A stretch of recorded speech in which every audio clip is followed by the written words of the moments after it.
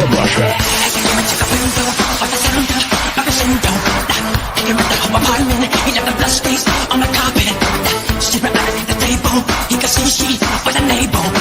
So she ran into the bedroom, so we stood down, it was so boom.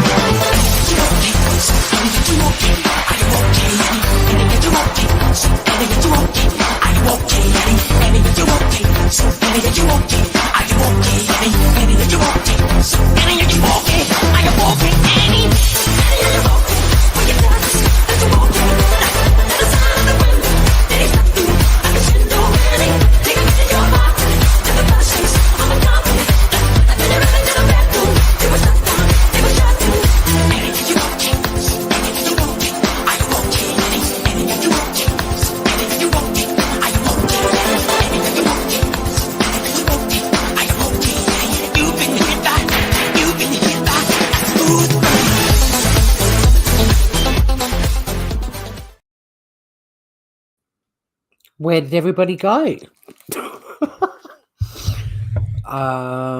All by myself. Welcome to Sleuths and Smooth Criminals, Tori. There were people here, and now they've gone. Humanimal, hello. Yes, please hit the like on the way in. Maybe it's StreamYard telling stories, although according to YouTube I have one watching as well. Good to have you here, and thank you for hitting the like button. Could be just you and me. It's just like taking off your shoes. It is. Get comfy, groovers. Hang on a sec, might as well say good day, Humanimal. How are you? I'll be making Humana muffins tomorrow. I'm going to be cooking a lot tomorrow. I've got gym in the morning. Then I'm going to come home and make myself a brunch. I'm making cinnamon porridge with mandarins. Yum!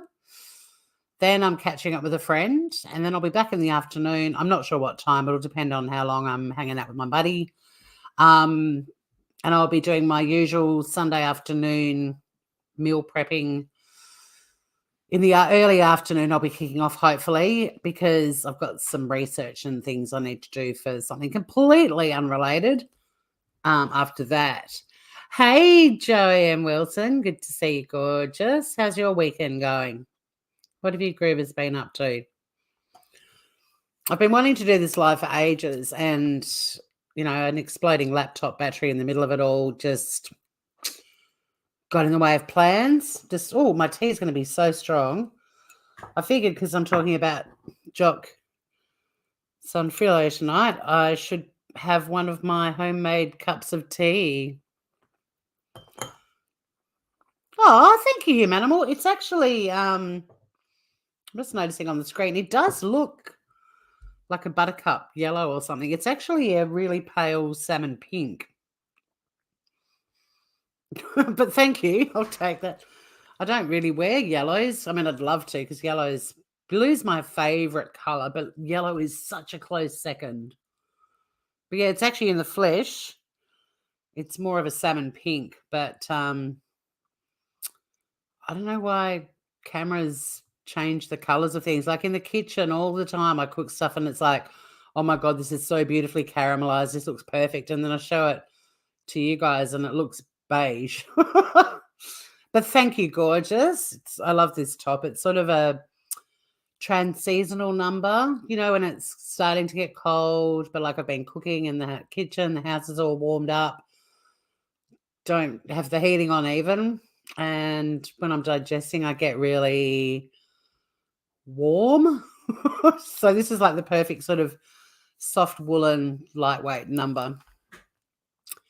So is the media just talking about Australia or the world? Well, this is about Jock Zonfrillo, but the message is what happened when he died was really bad. I mean, in less than 24 hours after the story broke that he died, the speculation was rife and out of control. What we're looking at tonight is how some reputable Australian media outlets, and some that I wouldn't have never thought would be so vocal on this topic, but they've joined in, others not so surprising. are calling out mainstream media in particular for the speculation, and also how that then leads to the public running with all of these wild stories as well. And really, at the core of it all, what everyone should be thinking about, and it was my natural reaction. I mean, initially I was like, what? How did he die? Like, not how did he, but how could someone 46 just be dead? This is horrible. And him too, like, of all the people. Like, there were no tears shed this week when Rolf Harris died, but Jock Zonfrillo, really? And then instantly it was like, oh my God, he's got 4 kids, and the youngest one is 2. How is his family coping? And then to find out that he was in Australia and his gorgeous wife and his 2 youngest kids were overseas in Rome, where they were settling. They were going to live there. He was back in Australia for Masterchef commitments. And there was all of that, oh my God, she's going to have to fly all that way home, knowing she's coming home to bury her husband. It just, yeah.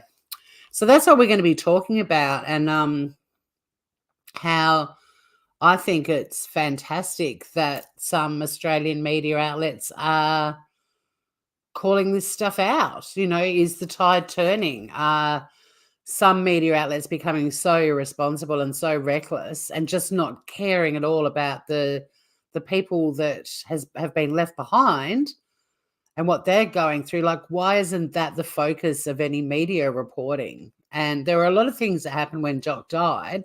I mean, obviously, he had a very, very colourful past, and he wrote a book about it. It wasn't a secret.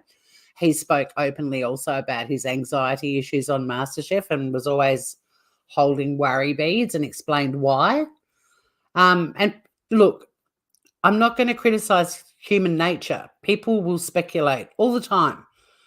Where I draw the line, though, is what you do with that information. It's one thing to sit around with your mates and chat about something, but for media outlets that have mass followings to be putting all sorts of hideous stuff out, like within the first 24 hours of the news of his death breaking, and feeding the majority of Australians, is reckless, it's irresponsible, and the media has the opportunity to react with shock like everyone had, but put the needs of his surviving family members, his little tiny children, his 2 teenage daughters, his wife, all of his friends and family, putting their feelings first.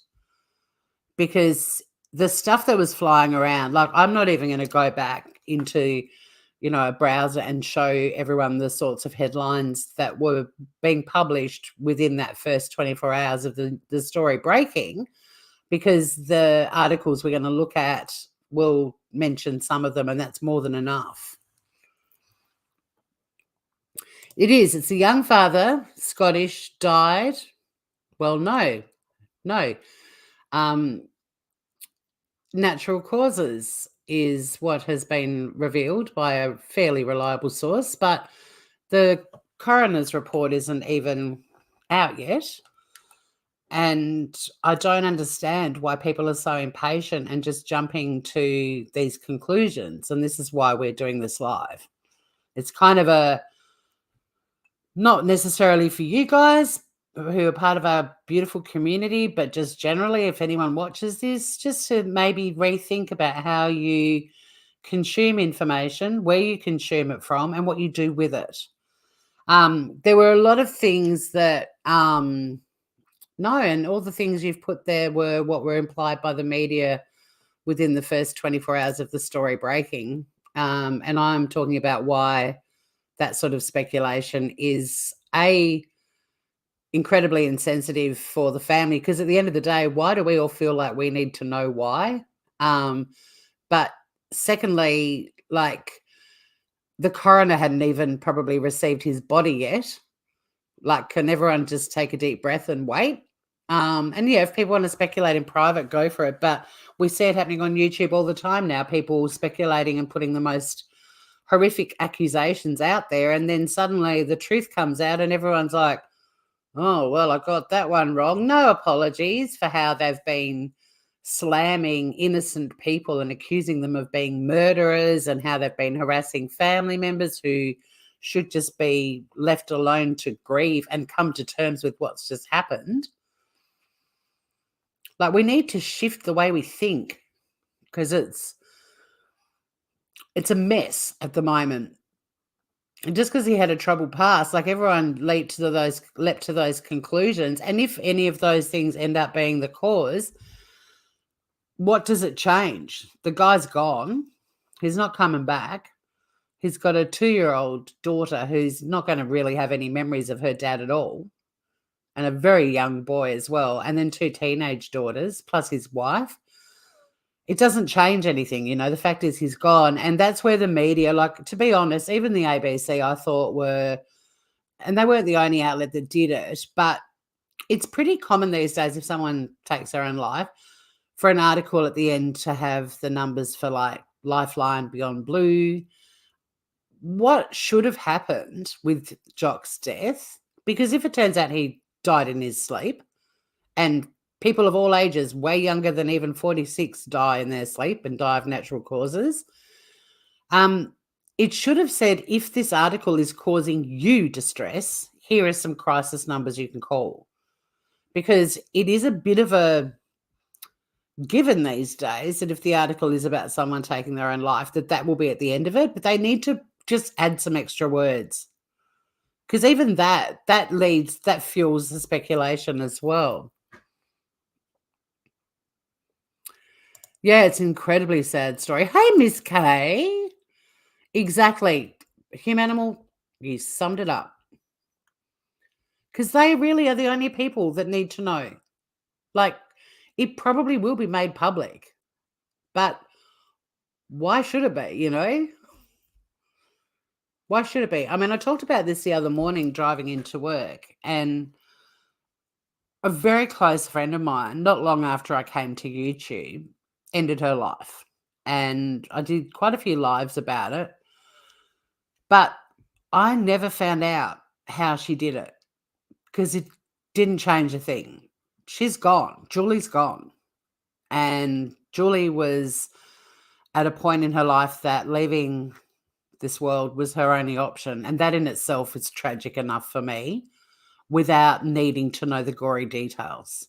Because I don't want to spend the rest of my life visualizing her in the last few minutes of her life. I didn't want to know, and I've never asked anyone, and I still to this day don't know. Because it doesn't change anything. I lost someone I loved dearly. Lots of people loved Julie dearly. And the fact that she wasn't coming back was what we were all focusing on, how to actually move forward, accepting that fact. That just like in an instant, she's gone. And I kind of feel like the public need to rethink the way these stories are handled and look at it from that sort of perspective, because we didn't love him. I mean, I loved watching him on telly, but I didn't love him. He didn't love me. The people that he loved and the people who loved him are really the only ones that need to know. And until they know, the rest of us should have them front and center in our thinking with this and not spreading rumors and stuff. Because at the end of the day, even if we did know, what does that knowledge mean? That we have a quick conversation, that we found out that was how he died and that's it, and we move on. We get on with whatever we're doing. You know what I mean? Like, finding out how a complete stranger to us has died. What is it? It's just a bit of gossip at the water cooler in the office kitchen for a few minutes. You know what I mean? Like, and I really think it's a great topic to be doing, because it's great to have some Australian media outlets talking about how dangerous speculation is, and using this platform where so much speculation goes on without any regard for the family and friends that are grieving. Maybe someone will stumble across this live one day and listen to it and think, yeah, I probably don't need to know why somebody died. I just need to know that all I care about is that his family are being shielded from all of this bullshit. And I'm not going to contribute in spreading it or watching people discussing it and speculating, because at the end of the day, who are they to that person who's no longer with us? Nothing. So why give them any more time? He's such a dude, Hugh Manimal. My God, you would have had such a crush on him. We all did. Men, women, children, animals, everyone. Everyone loved Jock. Well, they actually don't. No suspicious circumstances is used in several situations.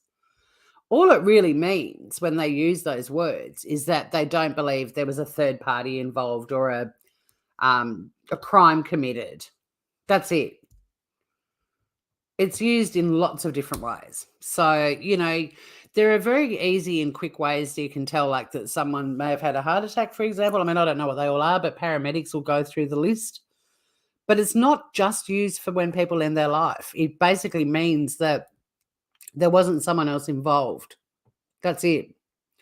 The same with welfare checks. Because of the term welfare check, people automatically go to everyone was thinking that they'd ended their lives or they were going to harm themselves. But it is literally a term that means someone called the police because they weren't able to contact a person who usually was in contact with them on a regular basis. That's what a welfare check is. It's checking in on their welfare. Are you okay? Great. It's not just when it's the worst possible case scenario. Yeah, we don't deserve to know why. It's not our right, exactly. Joman, look at your happy little emoji. I mean, look, he did write about his addictions. And like I said earlier, it's human nature to speculate and ponder and go, I wonder if he had a relapse or whatever. But realistically, like, people even who did watch him on Masterchef and who saw what he was doing on his social media, because I've followed him on Instagram. He's an amazing chef. And he used to have a restaurant in Adelaide called Arana that was incredibly good, that I had the pleasure of eating at. It wasn't a restaurant I could afford as a human being, but luckily I worked for a company that paid for us to go to amazing restaurants. But, when you take a step back from things and think about it, it's like he's not ticking any of the boxes for someone who's about to just go, see ya, I'm out of here. Quite the opposite. I mean, he's just taken his whole family to move to Italy and set up a home in Rome. They wanted to have this, like, live abroad thing, He's back in Australia doing interviews. He had interviews that night lined up. Masterchef's kicking off. He was loved by so many people. Yeah, it just didn't make any sense to me. And I didn't know him that well. But I agree, Miss K, you've summed it up perfectly. Even your mum had a crush on him. Oh, I know the accent. Yeah, 46. Yeah, it's a term to check if a person's okay, but it's not, a welfare check isn't limited to because someone's ended their life, full stop. It's nobody can reach them. Can someone go and see if they're okay? And then there can be numerous things that the police discover. I mean, we don't hear about reports of how many welfare checks the cops do, and someone's just like, oh, yeah, I lost my phone at the pub last night and I haven't had a chance to get a new one yet, and I've just been at home hanging out with my buddies. Like, there's no reports on how many police welfare checks end happily, ever. But they're done all the time. We had one, just like one of my neighbours, only a couple of weeks ago. She's always she's a beautiful old lady. I mean, she's not old, but she's old. But she's got this routine that's like clockwork. And so if nobody sees Beryl, we all go, fuck, hope Beryl's all right. Well, fuck me gently with a chainsaw. The police were called to do a welfare check because no one had seen her. She wasn't answering her landline, her home phone. Turns out Beryl had met a delightful gentleman at the weekly bingo in the next beach, Primrose Sands, and they'd gone for a little day trip down the Tasman Peninsula and had decided, as it was getting dark and being a bit elderly, that it would be safer for them to stay down at the Fox and Hounds down on the Tasman Peninsula near Port Arthur and return home the following day. Beryl was fine. Beryl was on a date. That didn't make the papers.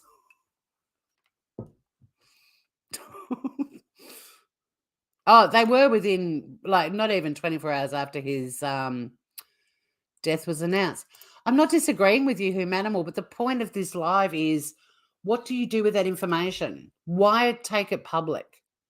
Why be a YouTuber that goes live and speculates before facts come out? Why do the masses follow mainstream media who want the gory story before anybody else, and they'll dig up whatever they possibly can to make a story scandalous? That's the point of this live. I'm not repeating it again that I have no problem with human beings. It's human nature to talk about this sort of stuff, but it's where you do it that I'm talking about. Like, it's the responsibility that we have on YouTube, but also that the media has, what they do with that speculation. Like, be responsible, be decent. Think about the people who are still coming to terms with the worst possible news imaginable for them. And as facts come out, sure, discuss it. But it's one thing for us to all sit around my dining room table and have a chat about what we thought might have happened. It's another thing for me to go live on YouTube and have a panel with all of us up there giving our individual theories. You know what I mean? That's where I'm trying to come from. That's my angle. Aussie Tad.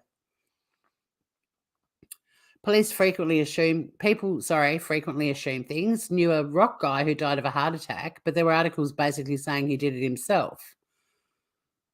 But they didn't do it article today. It was a heart attack. Well, that's the other thing. I mean, they put all this info out there, but when it's debunked and disproved, they don't come out with an apology or our bad, we jumped the gun again. Michelle Marie, how are you? Much love. Good to see you, gorgeous. Welfare checks can be a surprise for those that get one. It'd be kind of cool. Like, I mean, I've never had one, but like, imagine if you were mid-bonk. You know, like you'd met someone and you'd run this like 72-hour shag fest and you weren't answering your phones or anything.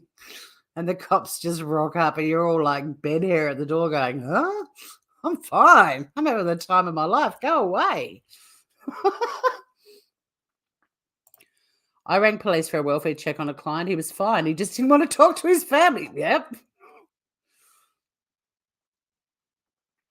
Yeah, they do, and they never do. Well, rarely. I mean, I can't think of any.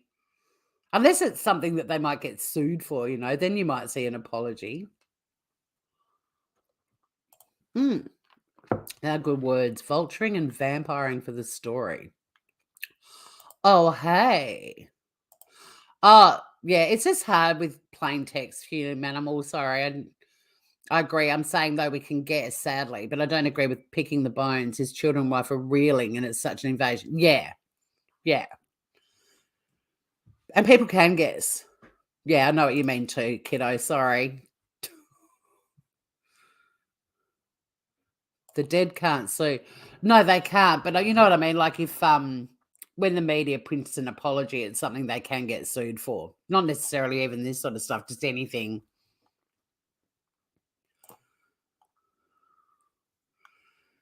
Oh, yeah, well, we'll chat about that another time, Joey. This is about Jock and Australian media, some outlets actually doing something I think pretty impressive. So what I'm going to do, even though I think you guys all kind of know who he is, he worked on Australian Masterchef as a judge, and I think it's only fair that we kick off. As much as I dislike Angela Bishop, I wish StreamYard would let me do the share the full screen. You have to scroll down to get that. No, that's cool, Joey. Just so I'm trying to stick to the topic. We've got plenty of things to chat about Coburger. In fact, I want to do a live about him very soon. So let's have that discussion then. So anyway, this is just a little bit about the lovely Jock. He was the sharp-suited, bead-carrying Masterchef host who could eat all day. One or two ingredients under here that you must feature. Jock Zonfrillo joined Melissa Leong and Andy Allen as new judges on the long-running show in 2019 and never looked back. Today's shock news has left the television and food communities devastated.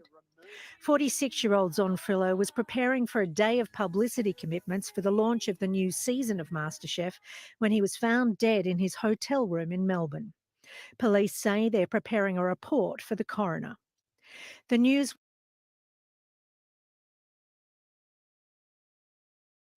I just want to mention the reason I'm pausing it just there is that why I'm not a fan of Angela Bishop is although she did a good job with this Remembering Jock Zonfrillo video, the day the story broke, he was meant to be on a show called The Project that night and also a Channel 10 network, which he worked for as well, show. And she was being interviewed she's an entertainment reporter. And the way she was being interviewed, like the questions, her responses were like she was doing some sort of entertainment scoop. And when it got to the bit about her reporting that the police were doing a report for the coroner, she added, which shows that the police don't know how he died. And I nearly lost my mind. She embellished her answers and she made it scandalous and implied that the police preparing a report for the coroner indicated that they didn't know what had happened, even though they had also said in the same press release there were no suspicious circumstances. Any first responder has to do a report for the coroner. It's standard procedure. That was such an irresponsible thing for her to say. So, yeah. That's why I'm not a fan, but she did a good job with this. So anyway, let's keep going. Was broken by his heartbroken wife, Lauren, from Italy, who said, with completely shattered hearts and without knowing how we can possibly move through life without him, we are devastated to share that Jock passed away yesterday. So many words describe him, so many stories can be told, but at this time, we're too overwhelmed to put them into words. And that furthers my point. When you lose someone you love, she is practically Ashley Banfield.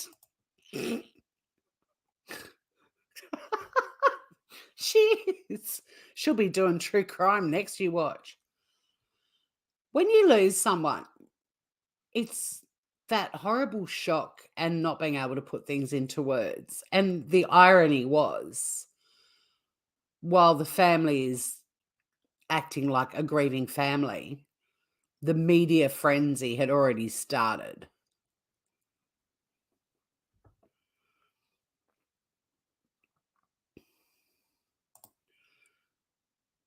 Yes, in the moment of I remembered that and it opened the floor, I was thinking, was that really necessary? I think when someone dies young like this, we all want to know why, how, because in the end, it could be any of us. And we think of our own demise. No one knows when it's their time. Absolutely, Joey. But again, it's okay to think that.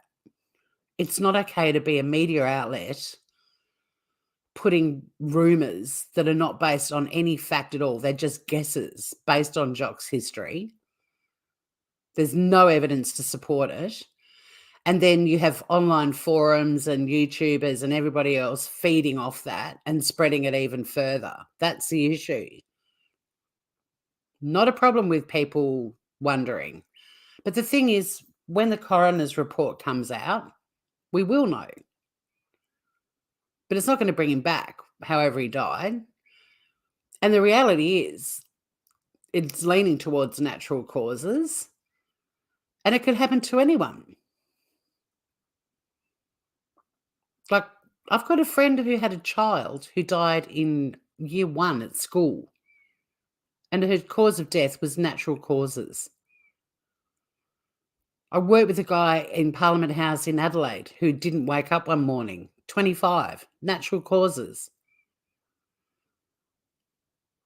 Like, being patient instead of jumping on the speculation train, is what we should all strive to do when there are people who actually loved this man and who he loved, who can't find any words at all when the news broke, when they found out. Why are the rest of us entitled to know all of this information when they don't?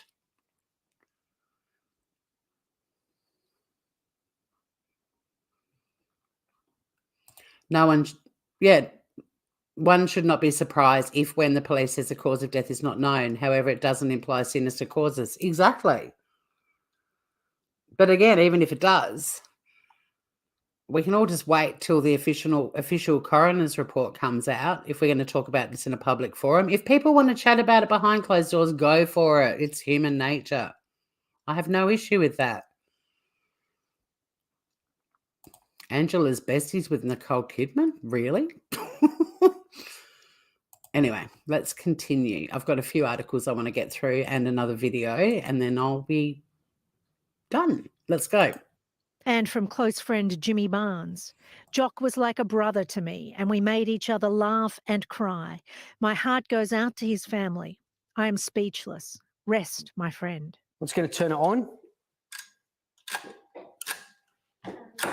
I might plug it in. Jock was born in Scotland in 1974 and found his passion for food early, working in kitchens when he was still a teenager.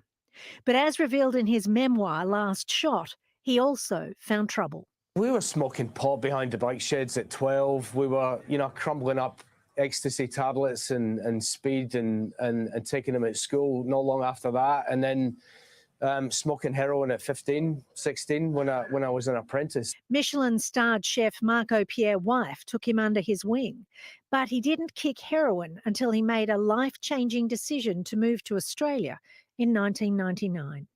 I ended up in a toilet in Heathrow Airport, taking a last shot of heroin before I got on a plane to emigrate to Australia. It was my last shot at sorting my shit out. Once here, he became passionate about using native Australian ingredients in his cooking, starting the Arana Foundation to promote Indigenous food culture. Visually, you just, you step out of a car and you go, there's nothing here. But actually, it's full of food. And it's also full of their tradition and their culture. And then in 2019, his life changed when he joined Masterchef. Suddenly, he was making the dreams of others with a passion for food come true, while he found himself in a brand new world on red carpets, accepting prestigious awards alongside his co-stars. Look, it's amazing to win an award, and especially in a room full of proper famouses. Yeah. Pretty amazing. But the world that was most important to Jock was his family, wife Lauren, and his 4 children. How about this robot? Do you think we'll finish it? I feel as if I'm doing it on my own. Am I doing it on my own? Yes. And my family life is so important to me. I've got an amazing wife. I've got these amazing children who I'm super connected and close to. I've arrived at this moment in my life where I feel like I've won a gold medal.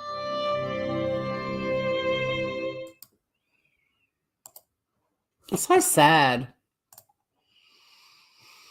So sad. He's been they put off MasterChef for a week and then the season started and it was like, oh, this is going to be difficult to watch.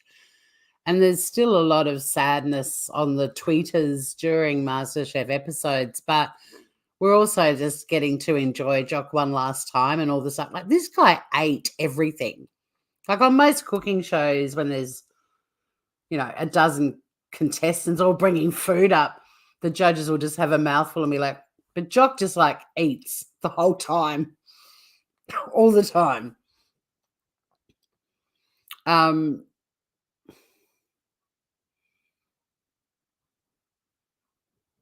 Yeah, thank you, Jamin. That's the point I'm trying to make. So the first article I want to share is from Mamma Mia, who I haven't really been there are much better accents. Jock, you did win plenty of medals. The saddest thing is those little children losing their dad and his wife not being with him. That's wrenching. It is. And it was wrenching knowing while she's flying in the air that there's all these horrible articles and interviews being put out there with all of these dark, horrible, speculative stories and guesses, and just thinking, I hope that she just gets off that plane and gets wrapped up in love and taken home and just doesn't have to deal with any media and doesn't get to see any of it. But, you know, everything on the internet's out there forever. Like, these little kids one day might be curious to see what was in the press when their daddy died, and it's all there for them to see. And that makes me feel sick.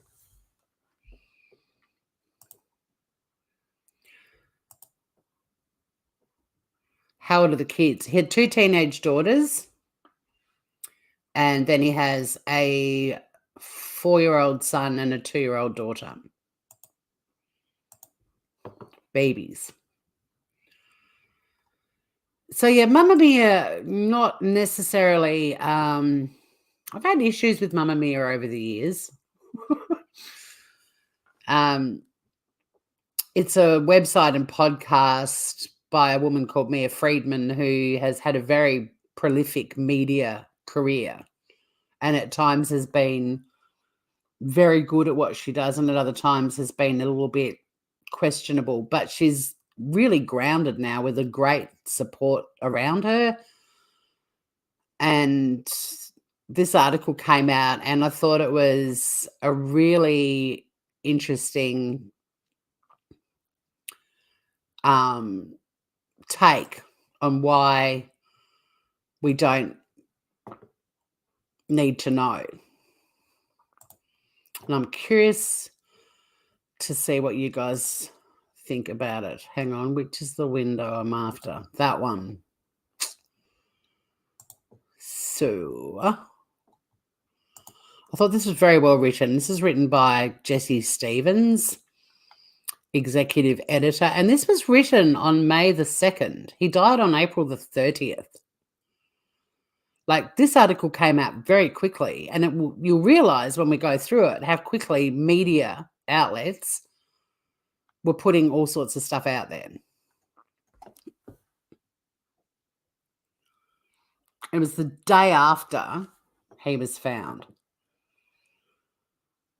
So May the 1st, 46-year-old Jock Zonfrillo was found dead in an address on Lygon Street in Melbourne. It was a hotel because he and his family had packed up their house, which ironically was behind this hotel, and they'd moved to Italy. They were setting up a house in Rome. And he'd come back to Australia for all of his media commitments with Masterchef, because Masterchef was kicking off and that week, and he was staying in the hotel. And it's not surprising he was staying in a hotel near where he used to live, because, I mean, it was his hood, you know. A Victoria Police spokesperson said police were responding to a welfare check. When they arrived at the hotel in Carlton, the man was deceased. We know the death is not being treated as suspicious. That statement is not code for anything. It simply means that police are sure, beyond reasonable doubt, that no crime occurred. A report will be prepared for the coroner. And this is where this sort of stuff, I think, gets completely redefined on platforms like YouTube and also in the media. I'm going to be jumping backwards and forwards too between windows while we go through this article. So if you do have any comments and stuff, and I've missed them in the chat, when I finish this article, please just copy paste them back into the chat.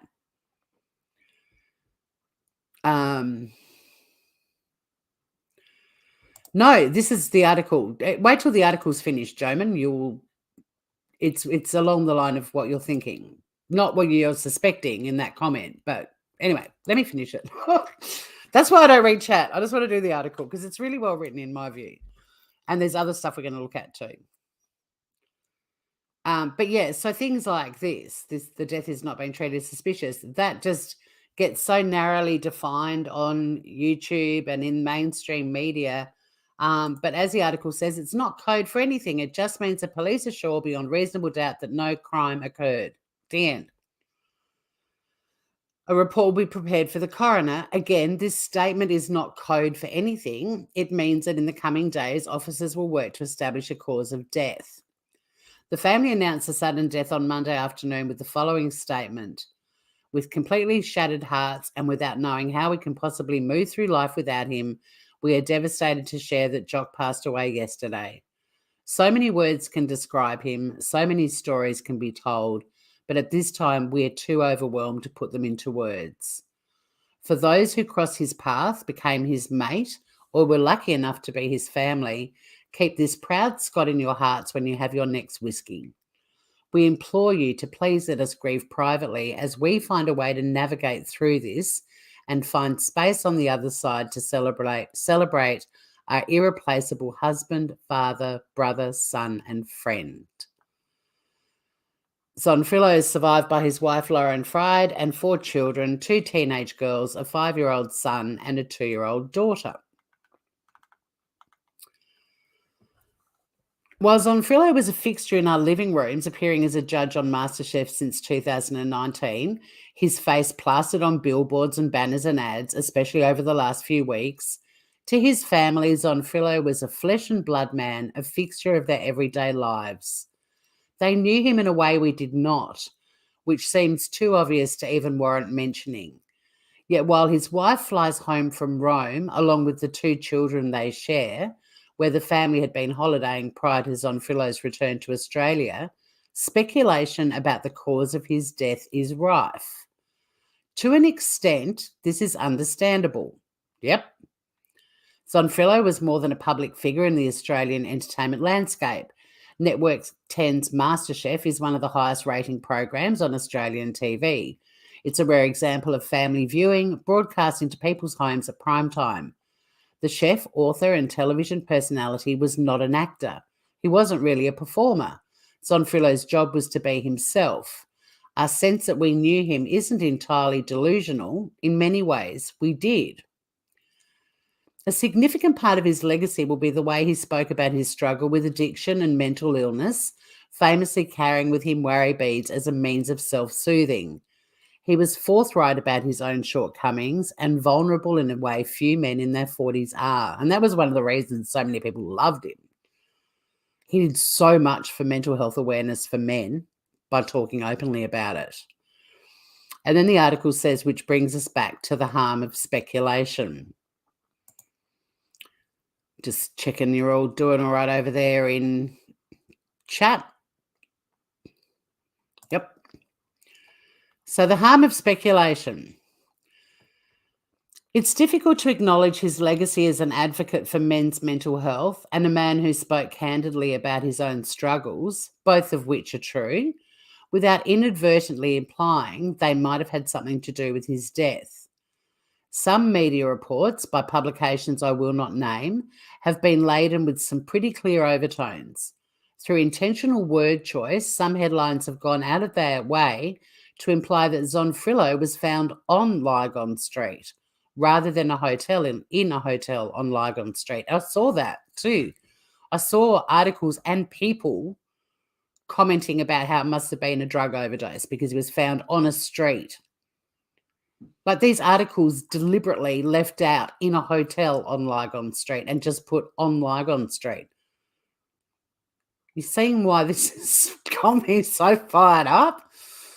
Some publications have chosen to accompany reports referring to Zonfrillo's death with a link to Lifeline, Australia's leading suicide prevention service. There's nothing wrong with such an editorial decision. Directing people to Lifeline doesn't do any harm. But it's worth clarifying that there is currently no evidence that Zonfrillo died by suicide. And that was what I was saying earlier, like just putting the words in front of the Lifeline and Beyond Blue numbers, it said, if this article has caused you distress, here are some crisis numbers you can call. That's all they had to do. And even the ABC just put the Lifeline number down the bottom, which wasn't cool. Human nature is such that people will speculate. When a much-loved man in his 40s dies suddenly, it's understandable to ask how. But it's the responsibility of reporters and publications to lead with facts rather than sensationalism. This is what we do on this channel. Exactly. We call this stuff out. One publication has scrutinised his final post and his final comment on Instagram, describing them as eerie and mysterious, despite the fact that they were simply promotional snippets for Masterchef. And they used words like that all the time. And there's even videos on YouTube that say things like Jock Zonfrillo's creepy last video on Instagram. And then they play a video that was actually posted on Instagram 2 years ago. Why do that?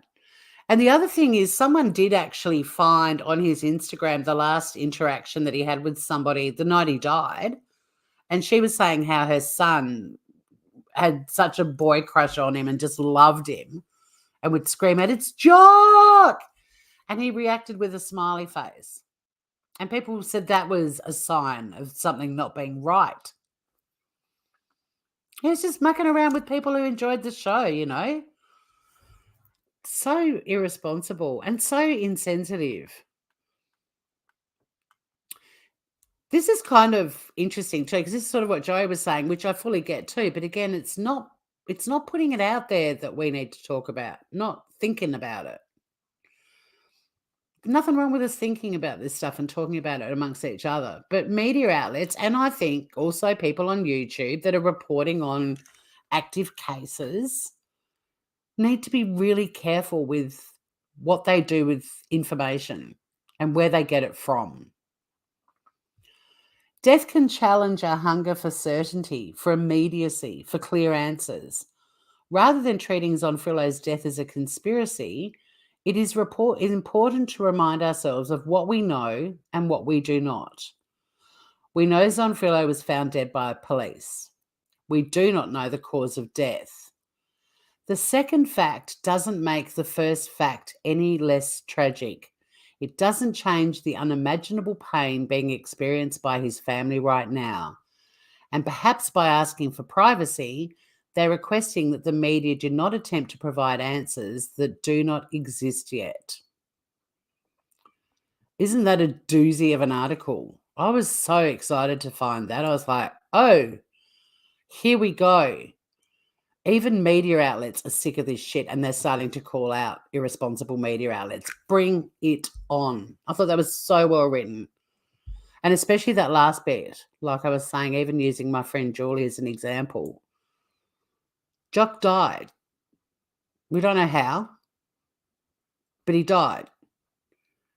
It's tragic without knowing how it happened. The fact that he died is tragic. The end. Knowing how he died, what does it change? That we get to be the first person to run into our office and go, I found out how he died, and tell everyone, and then what? You get on with your lives. Why the urgency to know? And as much as it's human nature to be curious, keep it amongst your private circles. There are people that couldn't find the words when they heard Jock had died, and they're the people that matter. All these people with words about how they think it happened didn't know him. Food for thought. But yeah, I was actually surprised by that. I thought, go you good things, Mamma Mia. Yeah, I've spent a lot of time on that street too. I actually did have a look at the hotel and it's pretty funky. It is concerning how many people seem to demand more and more spectacular causes of death when someone dies. Yeah. Like it's some kind of bloody entertainment they're entitled to. I know, it's disgusting. I actually get the feeling, like when Idaho 4 happened, the cynic in me, when it happened, just went, oh no. Because there's so many YouTubers that I feel could be covering cases that we should be learning about, but they're just not graphic enough or popular enough or trendy enough on social media to cover them. It's kind of like they're waiting for the next story that's worse than the last one they covered. So to get a story with 4 college kids slaughtered, I just went, oh no, this is what they want. They want something more graphic and more horrible than the last thing they covered. And when it came out, so many of those channels were still going live around the clock, sometimes up to 12 hours at a time, hoping that they could prove that Kylie Rodney's death was foul play. Like, they wanted her death to be more tragic and more horrific than it already was. And then Idaho 4 happened and they just stopped talking about Kylie. Well, I mean, there's probably some channels that are still talking about it, but yeah, my heart sunk. I mean, it sunk for the 4 victims. But then when the reality of this is a really hardcore, horrible story, just knowing that those hungry death vultures, it was like winning the lottery for them. Ugh. So yucky. Wasn't it well written?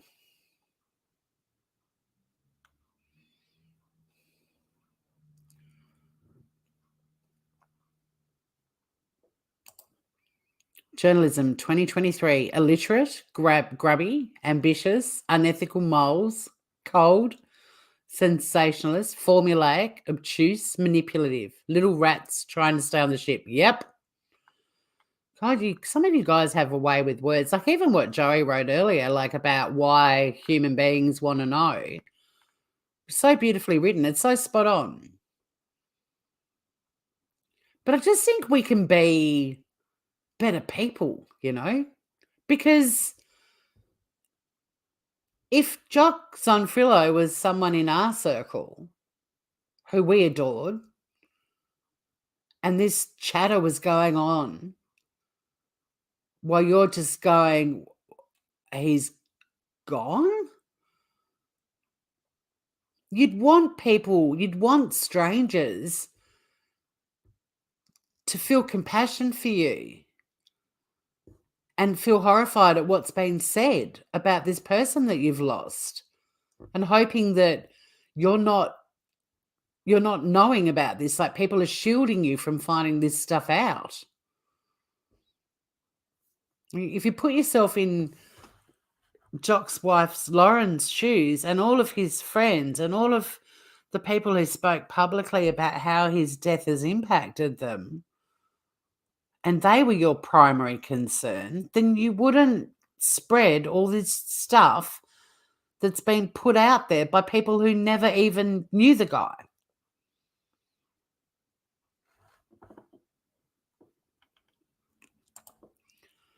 That's exactly, Tori, that damn.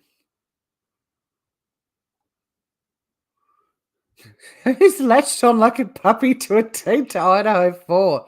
TTVOTD TCD. Who be that?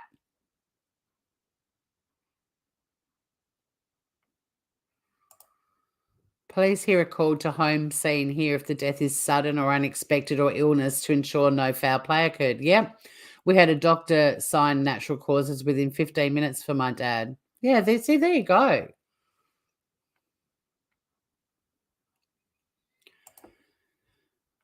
Yeah, it doesn't change anything to me how he died. And the closest source that is reputable, and it came out around the time of his funeral, is that it was natural causes.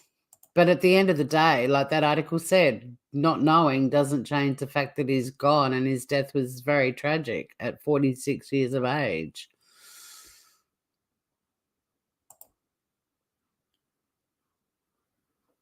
Very cool. Show the sharks. Hey, you're listening. I'm still laughing at the look on your face and that little short that you did, Joey. You're having the best day ever. Speaking of his funeral, because unfortunately I do have to call out some more yuck.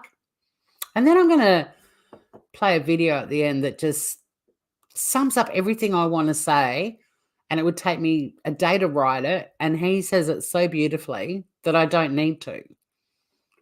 So from another news source that I am a big fan of, The Guardian, who I actually am a paid subscriber to, they do publish their stories free, but if you want to support them, you can. I'm not telling you guys to do them, I'm saying you know.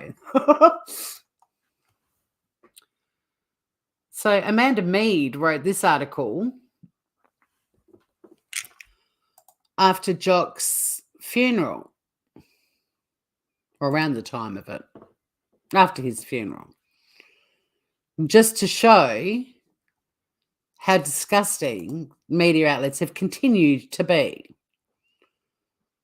Death of Masterchef judge Jock Zonfrillo sparks frenzy of tabloid intrusion. Yep. Relentless speculation and paparazzo at funeral as family and colleagues mourn. The paparazzi were at his funeral. I mean, that is why everyone fell in love with him. Check beautiful Jock out. And there he is with his worry beads. Like, look at that cheeky face. It's impossible to have not loved him. To actually have literally loved him and to have him no longer in your life, my God. He was such a lovely man. Since chef Jock Zonfrillo died suddenly almost 3 weeks ago, his grieving family and Masterchef Australia colleagues have been subjected to relentless media intrusion. Yep, you heard that right. His grieving family and his Masterchef Australia colleagues. Like Masterchef, they spend 13 hours a day on set with each other. And when they finish, they go out to dinner together. Like they're close. Less than an hour after his family broke the news of his death in a Melbourne hotel room, the Daily Mail headline was, "How did Jock Zonfrillo die? Masterchef star's cause of death revealed." Less than an hour after his family broke the news. Like, what the fuck? Spoiler alert, the cause of death was not revealed. Hang on a second. There I am. No, wait a minute. There I am. I think he's got the cheeky face. Yeah, it was meant to be private, but let's find out what happened. Back to the Daily Mail, which is a terrible, I mean, we use it for a source of stories in batshit because that's where it belongs, in a big steaming pile of shit. But yeah, spoiler alert, the cause of death was not revealed. But of course, how many people clicked on that article wanting to know? Millions.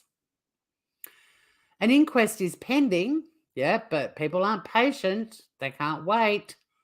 They got to speculate in the meantime. And it didn't stop a guessing game amongst the tabloids and the shock jocks. As Media Watch host Paul Barry said earlier this month, when you don't know the facts about someone's death, don't inflict more pain on the grieving family with a grubby guessing game on how they died. And Paul Barry is who I'm going to be playing next. When you don't know the facts about someone's death, don't inflict more pain on the grieving family with a grubby guessing game on how they died. On Wednesday, just 5 days after Zonfrillo's funeral, the Daily Mail claimed Masterchef producers had begun the casting process to replace him. Channel 10 told the Weekly Beast the claim is not true. So, like, even after his funeral, Masterchef ready to recast. Like, hello? No, they're not. And why would you publish that? Oh, Jock's buried now. I guess his family can move on, get on with things. Masterchef is, they're going to be finding a new judge. And they weren't. Network 10, I'll give them credit. For a commercial TV network, They have really closed ranks and looked after each other. And also, everything that has been put out by Channel 10 has been approved by the family. Any other TV station, news outlet, whatever, nah. Channel 10 got the exclusive rights to everything. So if you do want to follow Jock's story, and TV is your choice of media information, 10 have permission from Jock's family. Nobody else does. I'm not even going to worry about that. We've covered the Daily Mail bullshit about finding a new judge. A 10 spokesperson said, casting for the next season of Masterchef Australia has not commenced. To suggest otherwise is completely false and misleading. We're focused on the current season of Masterchef Australia that's on air now. The Daily Mail Australia says it stands by the story. Name your source. And they're the 3 judges from Masterchef for those watching who don't know. So you've got Andy, Jock, Melissa, Mel. But the worst intrusion came last Friday, the day of Zonfrillo's private funeral, when the Daily Telegraph published multiple photographs online of the event without permission hours after the service. Taken by a freelance paparazzo stationed outside the Northern Sydney funeral home, the pictures of the coffin and the grieving family and friends were published hours later. The pictures were published across News Corp mastheads over the following days. Not surprising. We all know about News Corp. 10 confirmed the family wanted the funeral to be private and the media was not invited, apart from a 10 crew which filmed mourners arriving with the blessing of the family for the evening news. Sources said the News Corp paparazzo was asked by security to stand behind a cordon and continued to shoot through the open door of the chapel during the service. News Corp did not respond to a request for comment. Whoa.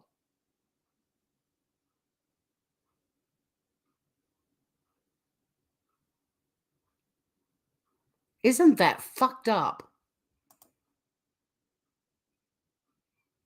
And we see stuff like that on YouTube. Perplex QT went to a memorial service. That horrible murder that happened near where she lived, where the kid wiped out mum, dad, and siblings. Like, I think 5 people died. She was having a ciggy out the front of the chapel, filming the friends and family over in the car park having a smoke.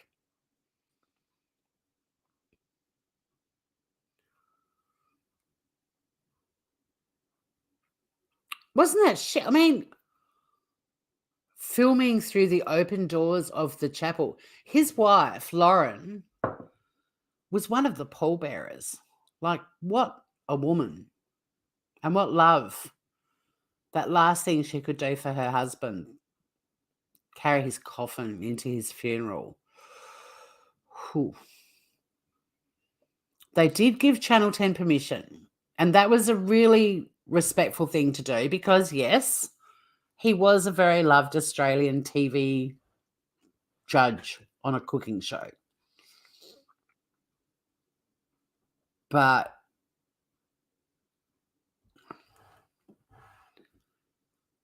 yep, got to get that content. It's likes and views all over the world. If it isn't YouTube, it's media. We get to shape culture as a society, not become deaf seagulls, scavenging dishonourable untruths. What's worst is running with them, fully aware they are unsubstantiated claims, broadcasting in media. Deaf seagulls, I like that one too.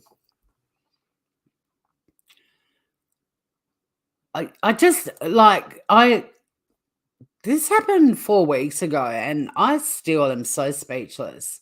Do you know where I find comfort? I find comfort watching MasterChef episodes and being on Twitter because everybody on there is loving watching Jock in all his glory because he's so funny to watch and he was so fair on the contestants. And even when a contestant cooks something diabolical, he'd tell them it was diabolical, but in such a lovely way where it's the previous chefs, judges, one in particular was such a bully. It was just so unpleasant to watch. And I actually stopped watching the last couple of seasons that he was on because I couldn't stand him, George Colin Barris. But, and Jock just eats constantly. He's like walking around while people are cooking things and he's just eating. And just all the chefs that they have on, you know, the Nigella Lawsons and the Gordon Ramsays and the Jamie Olivers and the Marco Pierre Whites, they all just love him. And so there's this joy in watching him. But then there'll be a moment that he does or says something and you just go, oh.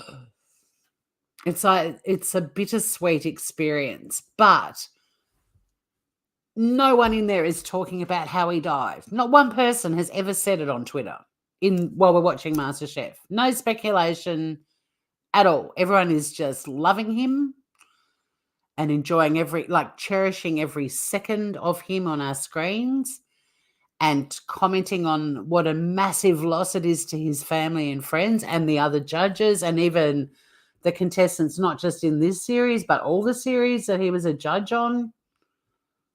But not one person is commenting on how they think he died because nobody cares. Everyone's just really sad that he's gone. I just wish that the world was like that, you know.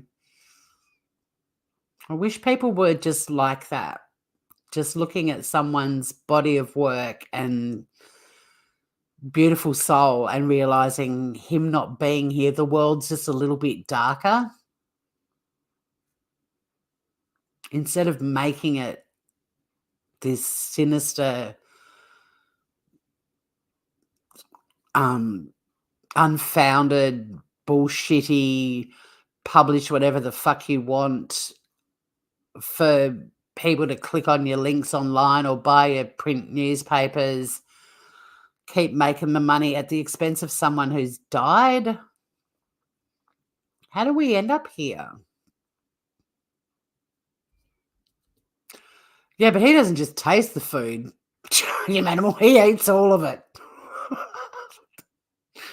There's a little GIF floating around. I wonder if I can find it. They give the contestants these gold immunity pins. And I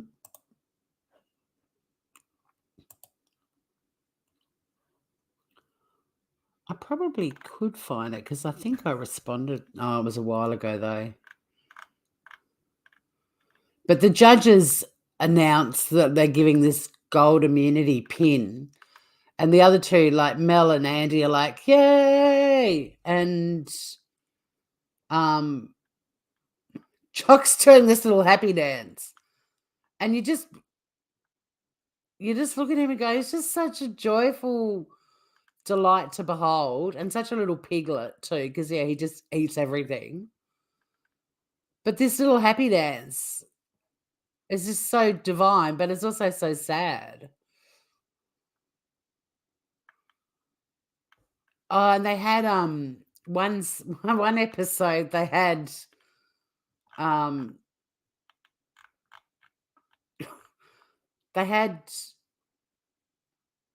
wonder if there's a screenshot of. Oh, I probably shouldn't have gone down this road. Maybe I'll do another show about it. They had an episode that the challenge was like your favorite childhood dish, and they brought out these childhood photos of the three judges, and Jock had this really bad hairdo. And he said his dad was a barber and his mum was a hairdresser, and he had this really, really, really bad hairdo. And weirdly, I was looking for a photo of my mum for Mother's Day, and I just happened to pull out a photo that I found while I was rummaging through my box of photos for a photo of Mum for Mother's Day. This baby photo of me, and holy shit, I had exactly the same hairdo that Jock had. And I tweeted that. But yeah, it's a bittersweet thing. But anyway, that's just me having a moment. Lets me go back up here. If I am a camera into someone's window and film them in private, I'd risk going to jail where it's the same rule for media. Interesting you should say that, Joman. I grew up in the public eye. My dad was a federal politician. And one morning after an election, he'd won his seat, and I was 12, and I just had a shower and I had a towel wrapped around me, and I opened up my blind or my curtains. Our house was on a hill with a land, like our garden and everything in front of the house that went down to the beach. Private, like never ever. I mean, if I opened the curtains, my brother and sister or my mum was out there gardening or whatever, so what, it's family. I opened my curtains and there were cameras pointed into my bedroom window.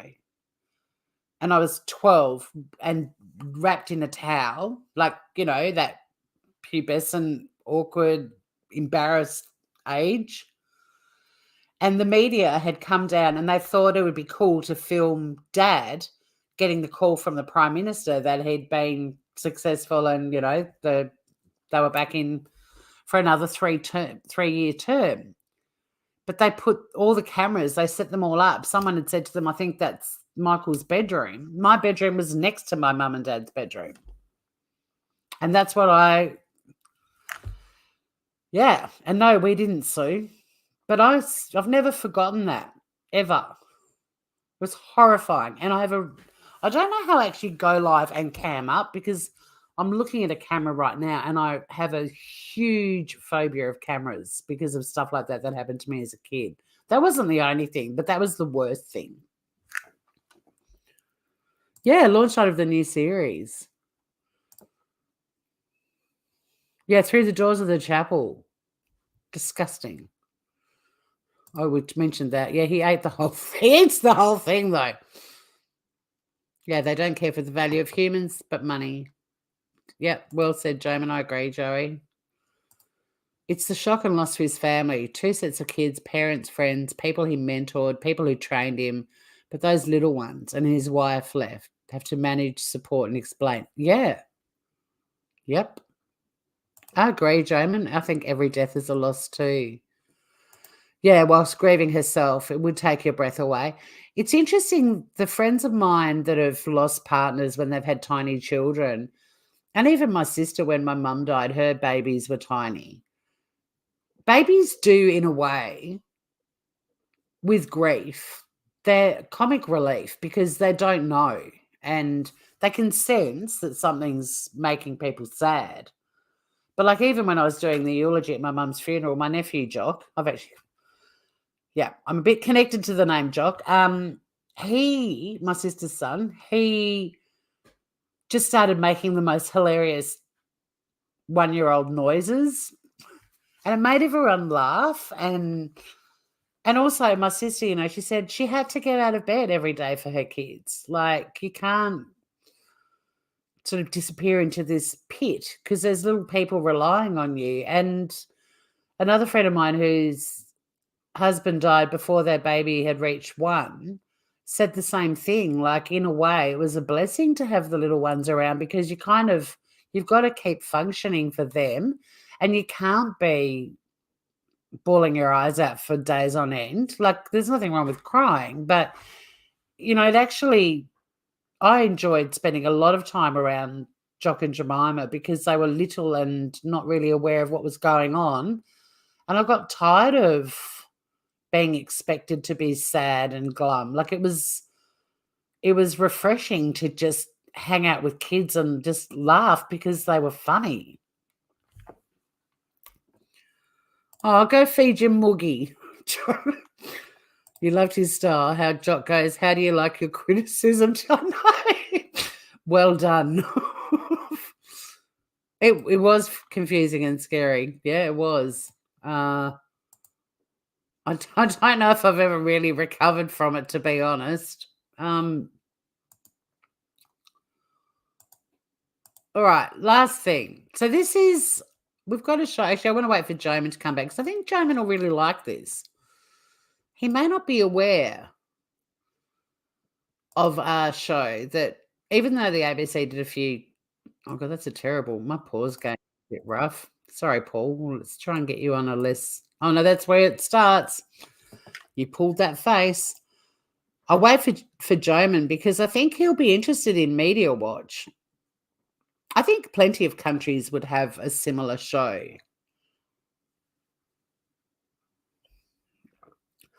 But Paul Barry kind of sums up everything I want to say. And rather than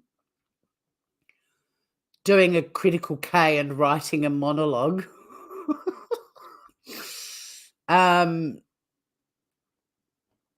thought I'd just let Paul Barry. Why can't I get... Okay. While we're waiting for Joman to come back, I'll show you the photo of me.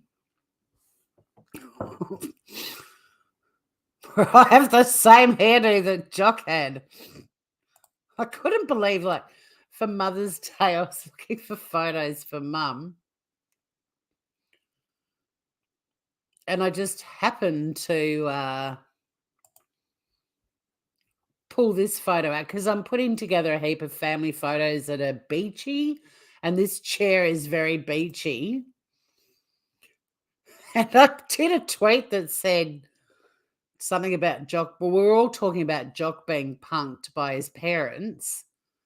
And then I was like, oh my God, go and get that photo you found the other day. And it's identical, like the lopsided fringe. He didn't have his cheeks weren't as rosy as mine. But yeah, I've put, it also appears my parents punked me too. Same dude. Oh yeah, no wonder I'm like, and look at me there. Like, is that not the face of a kid who doesn't like cameras? Get that thing out of my face. But I thought that chair just reminds me of going to the beach because we used to always take chairs like this. But also all of our shacks, we had those chairs, and I love how my little dress is coordinated too, and my cheeks. You knew if it was good food or shit just by his face and if he kept eating. Exactly. The rest of them have such poker faces, but hey, yeah, you always knew. But yeah, so Jock's childhood photo in the childhood memories meals episode, his photo had this terrible hairdo, and he's like, how did that happen? My dad was a barber and my mum was a hairdresser. And then my computer died. I actually put them side by side, the two photos. Actually, let me see if I can find Jock's.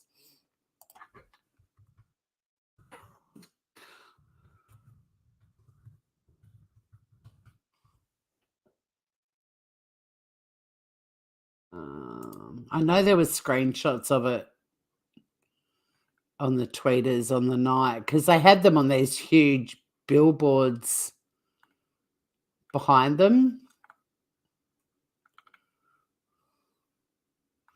Oh, there's one of him. He's very cute there. He's got decent hair. There's somebody professional cut his hair.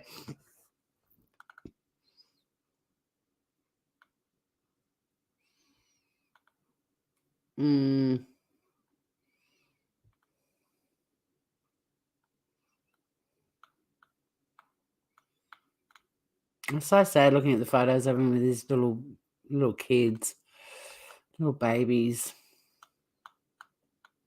And even the teenagers. I mean, I lost my mum at 32 and I thought that was too young, you know.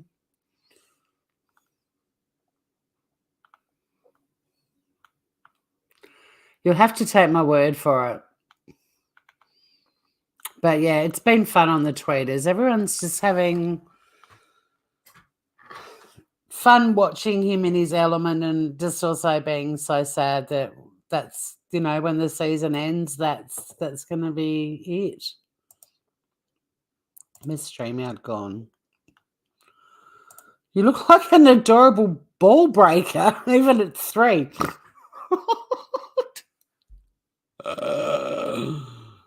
You should do a YouTube watch, name and shame. What do you mean, Miss K? Yeah, is your cat? Your cat is such a good eater now with this new food. When I'm on my way downstairs again, she looked at me and I went to check her bowl and it was empty. So, gave her a name. Oh, honestly, men and cats, it's just, there's nothing cuter. If I meet a man and they don't like a cat, I'm like, oh, we can't be friends. Well, I'm not quite that dramatic, but yeah, I was showing it while we were waiting for you to come back because I want you to see this media watch thing because I think you'll really be interested in this, Joman. But yeah, they had one of the episodes of Masterchef for the new season. It was like the challenge was for the contestants to cook food that reminded them of their childhood, and so they had each judge, there was a photo of them, a childhood photo, and Jock's hairdo was like mine in that photo. Identical. The lopsided fringe. And speaking of felines, gratuitous sunny shot. Guess where she is? Oh my God. You love to draw them as well. I used to have, I'm so upset I lost it. I had Norman Lindsay drew cats and they were just hilarious. And they were all these round puffballs like she is now. Like her winter coats come in and she's like 3 times the size. Hey, Kangaroo. Good to see you, gorgeous. So just to finish with the media speculation and reputable, decent Australian media outlets calling out mainstream media for how appalling their speculation about Jock Zonfrillo's death has been. And again, this does extend, in my opinion, to what we're witnessing on YouTube all the time as well. Sunny on footstool, perennial is the grass. Oh, Miss K, you haven't explained. What do you mean a name and shame? Oh, YouTube watch. I get you now. Yeah. But with a comedic angle too. Let's take a little note here.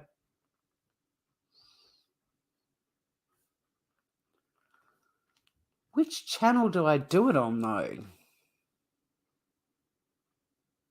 Or does it have its own channel? No, I've got too many channels. Does it suit Smooth Criminal? I mean, some of the people will be from the true crime community.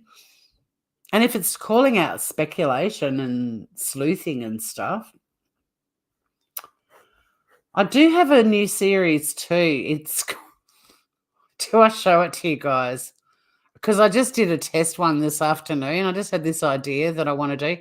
Because this channel isn't even monetized. It's little, and I love our community here. But the amount of hate I cop is just insane.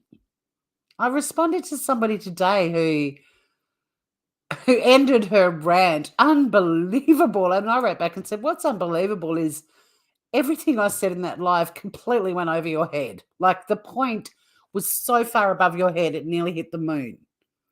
She just wrote this massive lecture to me, and it was nothing. Well, I mean, she thought it was to do with what I was talking about, but it wasn't at all. So I feel like doing this segment, but I did a little test run today. But the one that I did today is a bit cheeky because somebody just asked me this question and I ummed and ahed about how to respond to it, and then I just came up with a pretty arsey response. It's not normally my style, but I just did it anyway. I might show you at the end. We might need a laugh. So, yeah, those little glasses in the little drinking cups as well. I used to have some, and I wonder if I still do. They got stuck inside each other, so I couldn't pull them apart. I used to use them for taking like medicine, like for tablets and stuff, because they were just a little, but they ended up stuck together. I don't know where they are. Okay, you get a lot of hate too. It's ridiculous. And it's always from people that have never come into a chat and said hi and hung out, have never commented before. They write these scathing essays. I take the time stupidly, but I kind of have to. I'm big on everyone having a right of reply. So I write my reply and think, there we go, put it out there, and then you never hear from them again. They've just come from the camp, like this particular person's clearly come from Armchair Detectives camp, so really why I'm entertaining them at all, I don't know, but I don't like people commenting about me and it's not correct and lecturing me. But anyway, so Joman, we've got a show in Australia called Media Watch, which is a great show because they basically call out the shitty things that Australian media does. And they've been around forever. And this little clip is Paul Barry on Media Watch talking about the speculation regarding Jock's death. And it's a perfect way to sum up this live because he basically says everything that I would like to, and hopefully I've said most of it, but I don't have the eloquence and the time to write something pretty much identical or very similar to this because I agree with everything he says. And I'm so glad that we have shows like this in Australia. Just, unfortunately, though, the people that watch Media Watch are already of the same opinion as the people on Media Watch. All you hear is poor Barry. Paul. Paul. Barry. Yeah, poor Barry. Sometimes I feel that all of us that are talking about stuff, we're preaching to the converted. But I think even Media Watch hope that somebody might just stumble into their show one night and listen to them and go, oh my God, I've been conned by the mainstream media. But I'm going to hand it over to Paul because, that's not me pausing it on an unflattering shot. That is literally the start of the clip. But Paul basically says what I've been trying and hopefully have succeeded in saying at least some of it. Here we go. Take it away, Paul. But now, to the death of a Masterchef. I had lunch with Jock on the Saturday before he passed. And he was in great spirits. He was in such good spirits. He was so excited about the show launching. 10's Masterchef is said to cost between $30 and $40 million a series. And it went ahead last night after a week's delay with full support from Jock Zonfrillo's family, following a tearful 1-hour tribute on the project. 10 did not say how Jock died, but everyone else was asking, with a media frenzy kicked off by the Daily Mail less than an hour after his family broke the news. How did Jock Zonfrillo die? MasterChef star's cause of death revealed. The Mail, in fact, revealed nothing, noting only that his death was not suspicious and had come after a welfare check by police. But once the clickbait train had left the station, there was no stopping. With the Daily Mail running headline after headline after headline about his anxiety, using heroin and losing his virginity at the age of 12. Taking readers inside the luxury hotel where he died and revealing his supposed secret battle against bowel cancer, adding, It is not suggested he died of cancer. Incredibly, the Mail has run close to 100 stories since Zonfrillo's death, with the News Corp tabloids not far behind. And it took the Mail no time at all to suggest that Zonfrillo had followed other famous chefs in taking his own life. From Anthony Bourdain to Justin Bull, Jeremy Strode and Darren Simpson. All either took their own lives or died as a result of addiction. The Mail's suggestion of suicide was soon echoed by the shock jocks on Talkback Radio, with 2GB's Ray Hadley telling listeners, Indications are he took his own life. 13, 11, 14, the number for Lifeline. And while Ben Fordham steered clear of actually saying it, he gave his listeners the obvious signal. If you need support, you can contact Lifeline on 13 11 14. I hate having to say that after a story because everyone knows why we're saying it. And on Sydney's top-rating Kiss FM, Kyle and Jackie O were also jumping to conclusions. Your life is worth keeping, so do whatever you can to keep centred. And if you don't have anyone, there is always the Lifeline number on 13 11 14. And what were these verdicts of suicide based on? Largely guesswork. There was no hard evidence, no official statement, and nothing from family, friends or police. And 48 hours later, the Mail, which had been the first to make the suicide suggestion, performed a dramatic about-face, telling readers, Jock Zonfrillo is believed to have died of natural causes, and nothing unusual or suspicious was discovered in the hotel room where he was found dead, Daily Mail Australia understands. And the Mail went on to say, there was also no drug paraphernalia found in the hotel room, sources said. The Mail is now confident it has the story right. Its reporters have talked to people who attended the scene, and other media have repeated the story. According to Daily Mail, police are confident he did die of natural causes. But we still don't know for sure what happened, and we won't know until the coroner reaches a verdict, which could be months away. Meanwhile, we're told the family and friends are upset by the coverage. So, memo to the media. When you don't know the facts about someone's death, don't inflict more pain on the grieving family with a grubby guessing game on how they died. Well said. Well said, Paul Barry. So, yeah. It is like Chinese whispers on steroids. 100. Isn't that insane? From one news outlet. Media Watch, been on TV 34 years. Keeping the bastards honest, right? But, yeah. So, there you have it. I'm proud that there are media outlets in Australia. I mean, Media Watch has always called out this sort of bullshit. But I'm really proud that there are media outlets that are starting to be incredibly vocal about it. I know that Mamma Mia, since the article I read out earlier, they've also had a podcast and published another article about this sort of stuff going on. There's a movement.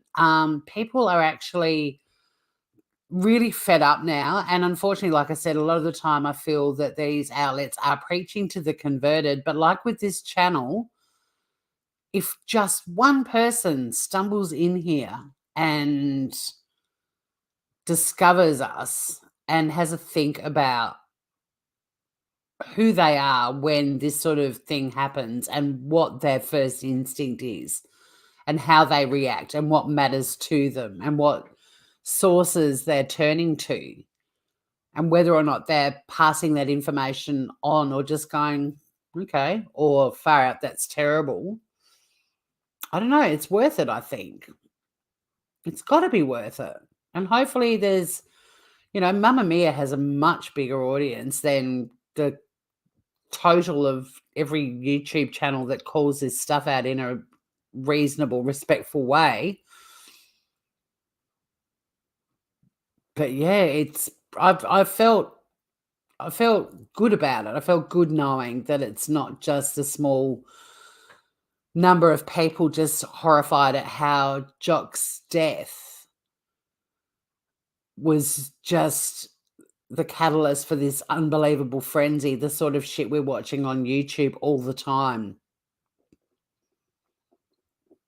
The guy was amazing. His life story is incredible. He spoke openly about anxiety and mental health issues. For a 46-year-old man to be doing that on Australian TV, where mental health in men is a massive problem that gets swept under the carpet all the time, it was a very empowering thing to see him take a contestant who decided to pull the pin on a season because he was just under so much stress and not coping, and the way Jock handled it and then gave him his worry beads. Like, it was really powerful stuff. No one's friggin' speculating about how that piece of shit Rolf Harris died, what he died from. Why latch on to someone who was a good guy and whose family and friends must be just devastated and will be for such a long time, the rest of their lives. Yeah, hear Paul Barry. Woot, woot.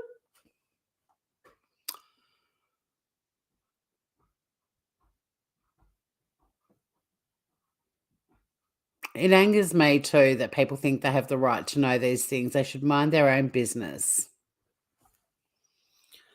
But the thing is, Joey, it happens to people that are younger than that. I gave 2 examples just from my life. A friend of mine with a 6-year-old daughter, her heart just stopped beating one day. Her death certificate says natural causes. Nothing caused it. And Sean, a guy I worked with in Parliament House in Adelaide, just didn't wake up one morning. 25. His certificate, natural causes. Heart stopped beating. And even knowing it, like, it doesn't, I mean, it happens all the time. Like, people drop dead of aneurysms, and bodies are amazing and weird, and sometimes they just run out of steam. That's it. There's nothing, knowing how someone died doesn't mean that we're going to be able to make, unless it's something like drinking something that turns out to be highly poisonous and nobody knew it, and we've all got it in our fridges, and we're like, well, shit, I'm not drinking that shit again. But at the end of the day, like, I mean, what's the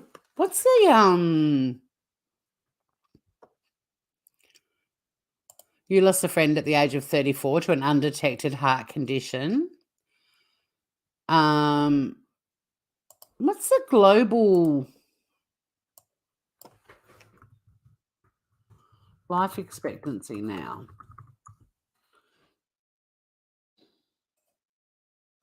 I think it's shot up quite significantly. So in 2023, the current life expectancy is 73.16 years. Let me click on macro trends.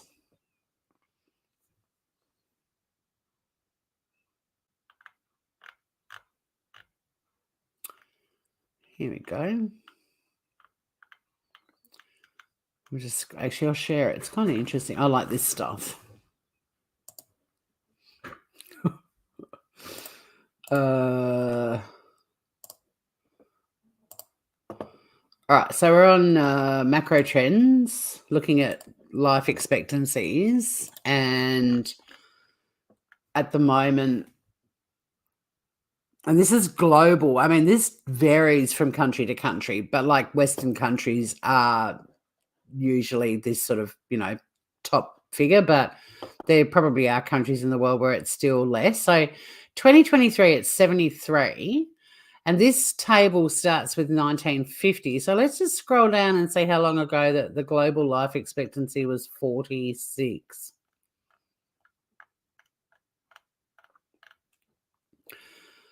$1953.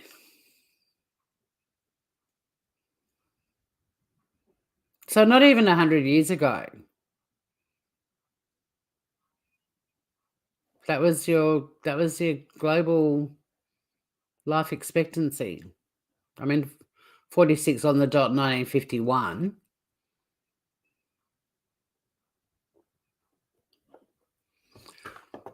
So, I mean, kind of, for me, it gives me a perspective because, like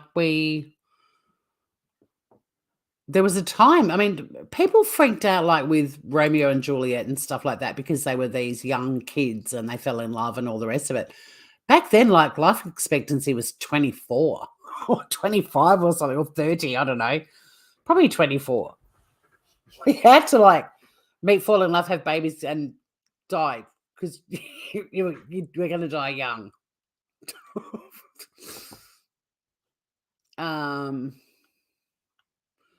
And it's okay to be a bit spooked about the fact that we just may not wake up. I mean, I think about that every day. That's why I always do the dishes before I go to bed, which reminds me I've still got some to do from when I was cooking earlier. Because I think I don't want to die in my sleep. I've said to my sister, seriously, like, you've got to come through my house first. You've got to swoop the house. I've told her where my drawer of things I don't want anyone to know I owned is. It's like, you've got to go straight to that drawer and just destroy it, get rid of it, chuck it out. I keep everything contentious about me and my lifestyle choices in one drawer in my bedroom. And it's like, that drawer, empty, just tip it straight into a garbage bag, tie it up, double bag it, chuck it in my bin, put the wheelie bin out in the street, and hopefully it's gone before anyone goes rummaging, or take it to your bin. I don't care. Just get rid of it. Hey, Scout. So she's got an envelope with my will, and because my will's got a list of gifts that's separate to the will, and I don't want a big funeral or anything like that, but one day, I haven't done it yet, but I plan on doing a little video of just some memories of mine that I just want to be memorialized on YouTube. I don't give a shit about having a funeral and a grave or anything. Just cremate me and throw my ashes off the bluff down here at the beach. Do a little surfer's farewell. Take me out in the water with the wreaths of flowers, and boom, out she goes. And also a photo of the drawer and a reminder. Like, that's the drawer. I've got one of my bedside tables has got pressed iron little tin fronts, and they're all different colors. And it's got a photo. The drawer of contention, like, just get it, take it, boom. But yes, I mean, it is kind of, I mean, my grandma just dropped dead of an aneurysm. Like, it is something to think about, for sure. But I don't think knowing how someone died necessarily is going to make us be able to prevent it when our time arrives, you know? I can hear your sunny bum snoring. She's snoring really loudly, Scout.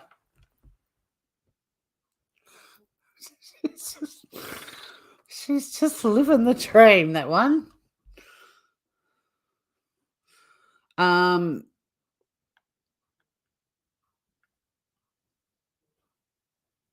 Yeah, a lot of people have lost people unexpectedly, and I just always feel sorry for the family and friends. Like, when you lose someone you love, and to have, I mean, my dad, because he was a public figure, he had a state funeral, and so our grieving was really public. Like, we had to do the whole, big state funeral, televised, simulcast, all that kind of stuff. You're doing a eulogy for your about your dad, and you've got TV cameras in your face, sort of thing. But that was on a tiny scale compared to, like, what Jock's family and friends are going through. Maybe that's why I get so fired up about it, because I've had a taste of it. Like, it's lovely to know how much your parent touched people's lives, and hearing all of their stories and all of that sort of stuff. It is overwhelming, but it's also, it comes at a cost. And that is, you don't really get to grieve much. You kind of grieve publicly. I mean, we got time away as well, but we had to stand and listen to people telling us how devastated they were that he died over and over and over and over again at his funeral. And we were too. And nobody speculated about how my dad died, so we didn't have to go through that horrible stuff.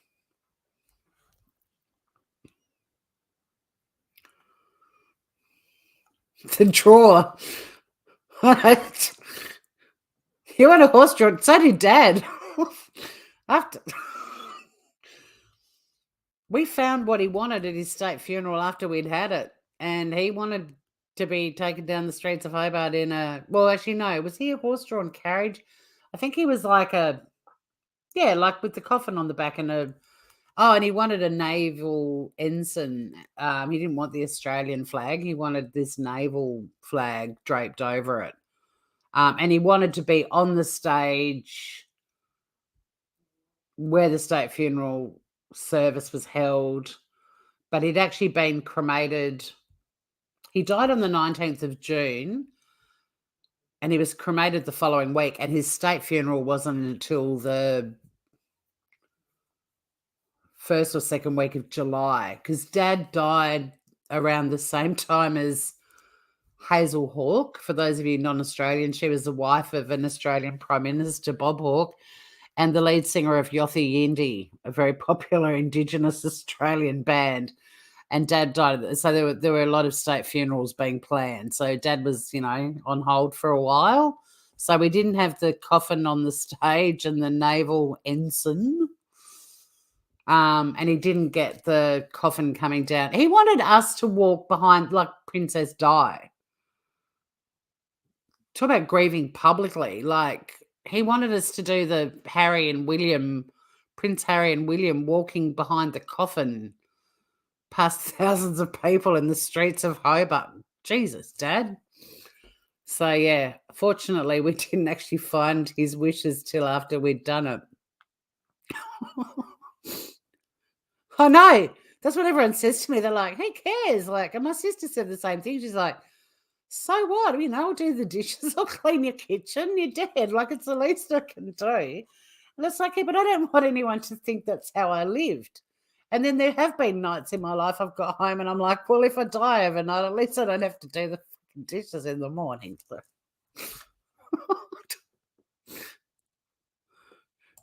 Yes, she's living her bestest little furry life. The possibility to be able to grieve losses. To grieve losses properly is super important. I agree. I can say we've all lost someone and it breaks our heart, but the loss of a child is very hard to get over.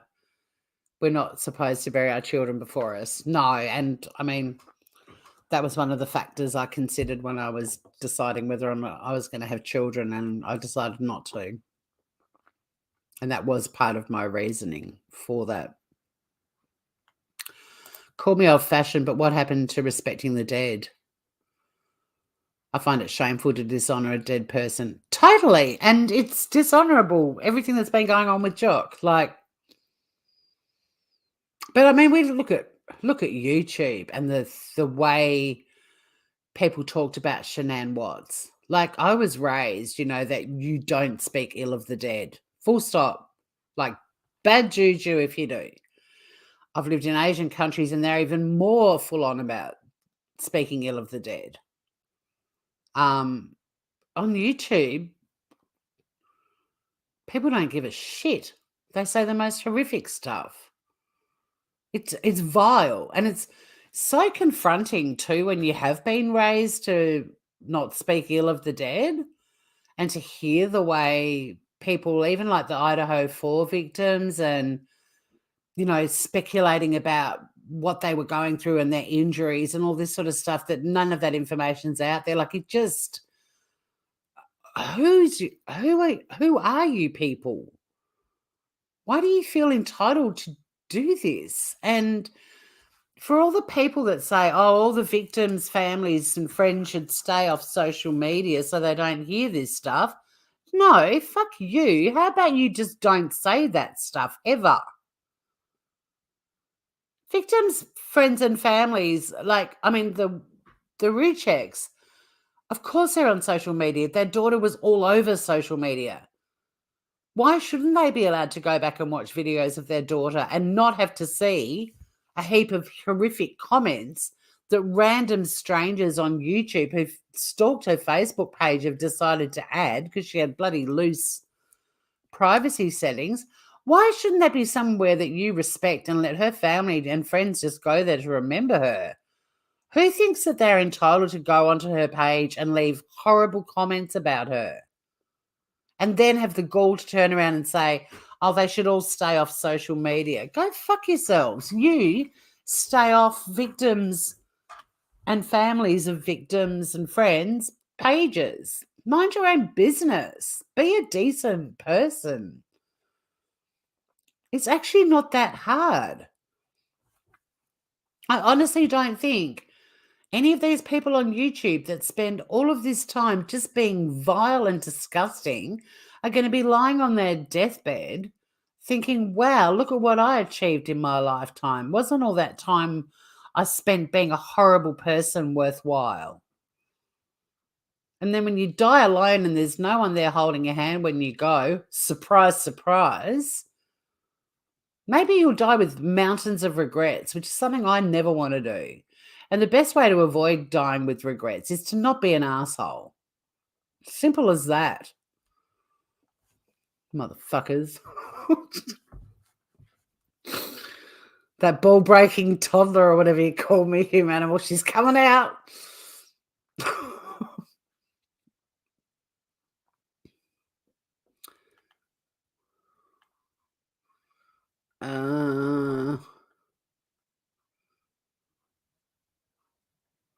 That's why you want everyone.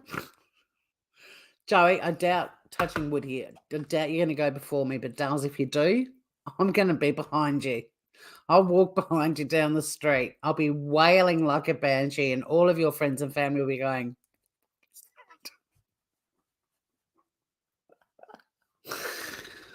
I'll rock up in this like incredibly impressive black feathery hat and Doc Martens and I'll be wailing, and everyone who knew you will be like, do we know her? I'll throw myself on your coffin, everything. I'll do the works.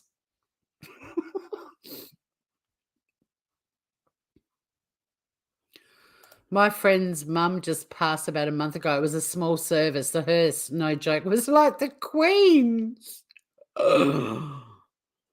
Very small service. Oh, bless. 100% Tori. I made the same decision, and another major consideration for me was the ugly world we live in, getting worse every single day. I couldn't burden a soul with it.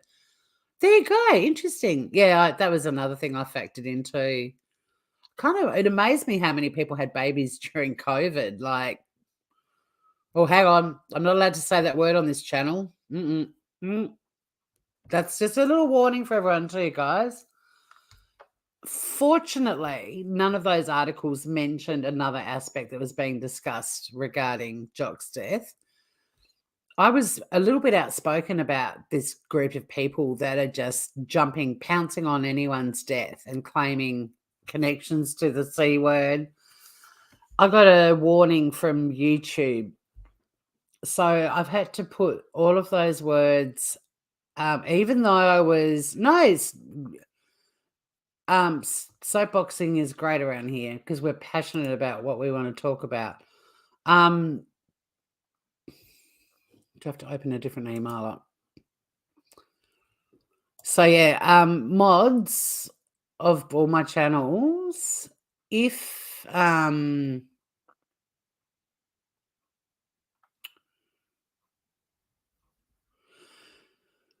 I think nearly everyone's a mod can message me on Messenger, but I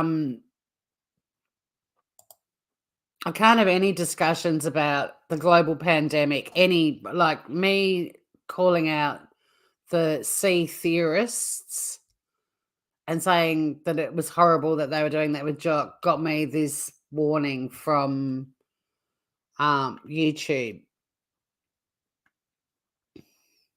And I haven't responded to them yet because I actually want them to know that I'm not spreading misinformation. I'm actually slamming the people that are. But hi, Sleuths and Smooth Criminals.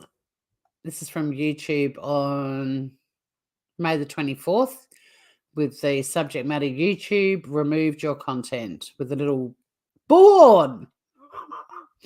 It's a friggin' bullhorn. Announcement.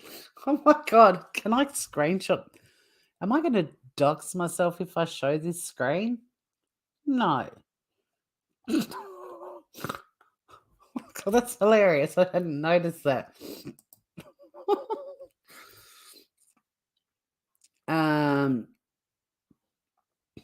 Yeah, so guys, we're going to have to be really careful, and I've got to send screenshots to Finn because Finn, unlike me, says a lot of stuff that I would think, following this email from YouTube, we could actually cop the same letter. And this is my pissy little channel, right? They're on to everyone. So, you know, don't think because you got a small channel, they don't know what's going on. They do.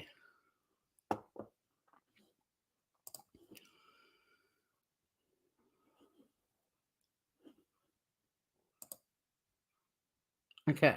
So, where's it gone? There it is, the blue square. Hi, Sleuths and Smooth Criminals. Our team's reviewed your content, and unfortunately, we think it violates our medical misinformation policy.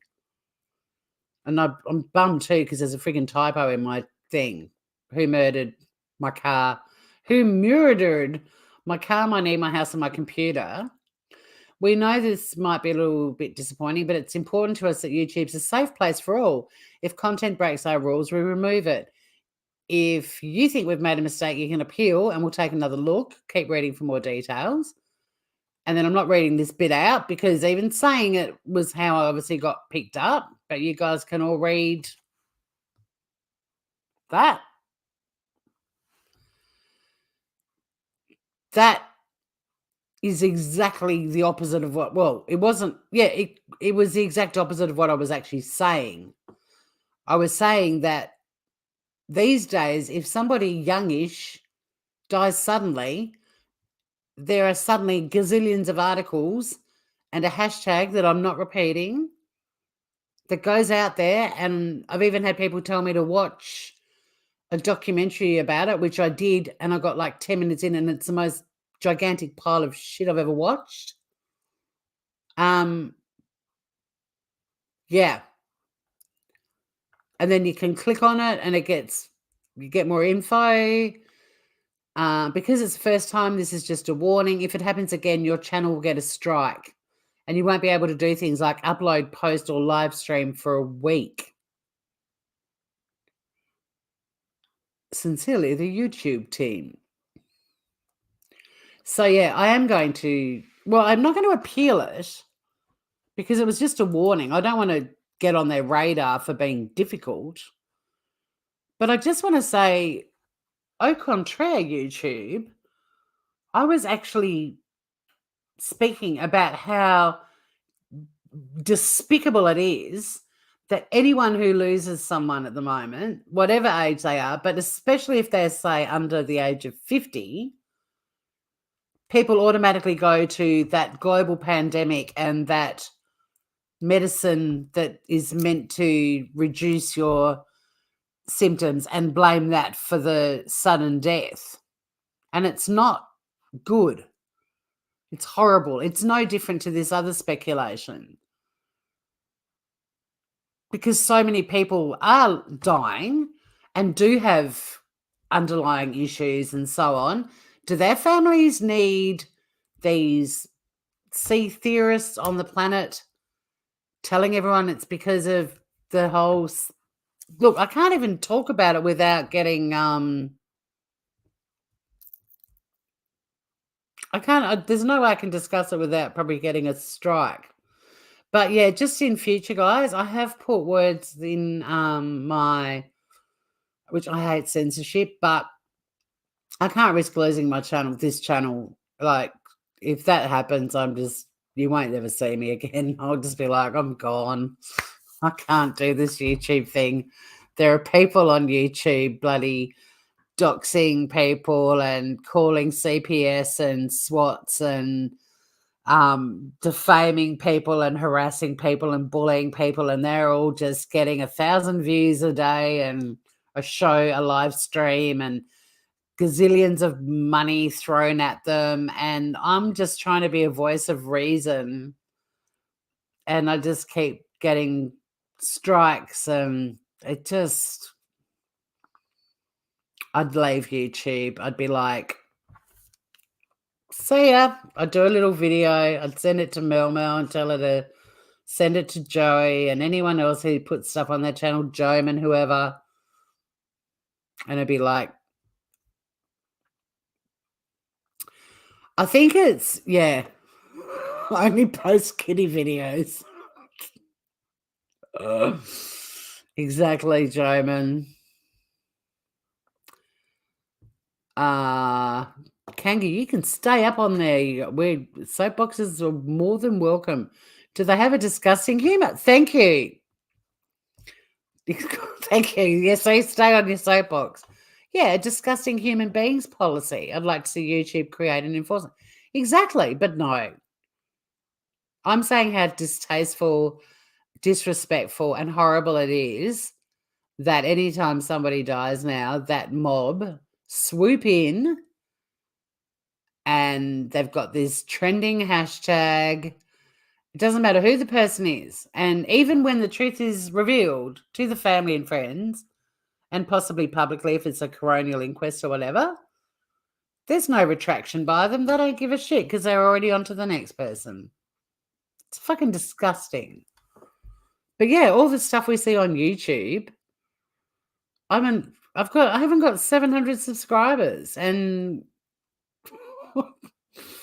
thanks, YouTube. See, I kind of want to respond and just say, I'm not asking for an appeal, but the button that you press says to appeal this decision. But I want to say to them, it's obvious that you've picked up something on the algorithm that I've said, like a word, but clearly not listened to the actual content, because I'm not spreading misinformation. In fact, I'm criticizing people who do.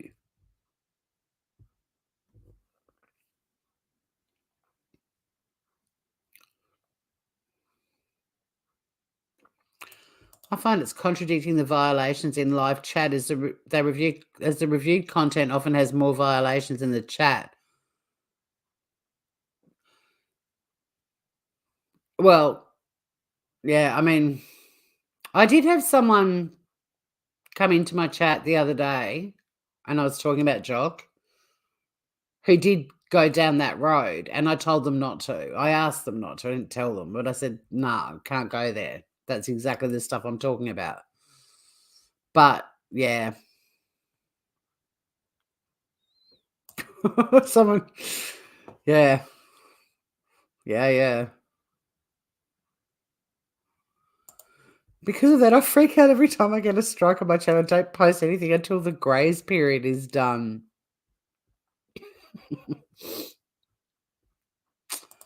So anyway, look, Paul Barry summed up what I wanted to say probably half an hour ago, and that was when I was planning on going, see ya. It's time for me to start thinking about whether or not am I going to finish the dishes? I've been waking up at 3 a.m. because I've been going to bed earlier. And what I've been doing is making a cup of tea and just trying to conk myself out by putting on one of those podcasts that makes you fall asleep with some nice music. I doubt that I'll be up at 3 because I'm not going to bed as early as I have been. But if I am, I'll just do the dishes while I have a cup of tea and go back to bed because I'm like wide awake. I get my 6 hours and that's it. So yeah, I'm trying to do the go to bed earlier thing because everyone's telling me it's really good for me, but they don't realize that my body after 5.5, 6 hours max, bang, I'm wide awake again. And so now I'm like having to wander around the house and do stuff till I feel tired again, or like make a hot chocolate and maybe, top up my hot water bottle with some hot water and walk around with that. And I'm wide awake, wide awake. Maybe I should start going live. Just feel like, hi. It's annoying, especially when you've got to go to work because it's like, oh my God. And I wake up at 5 a.m. when I go to bed at the time I used to go to bed, which is like now I'd wake up at 5. I wake up at 5. Even when I was wild and crazy and I hit the town, even if I got home at 4 a.m., I'd wake up at 5. I'd be like, let's go.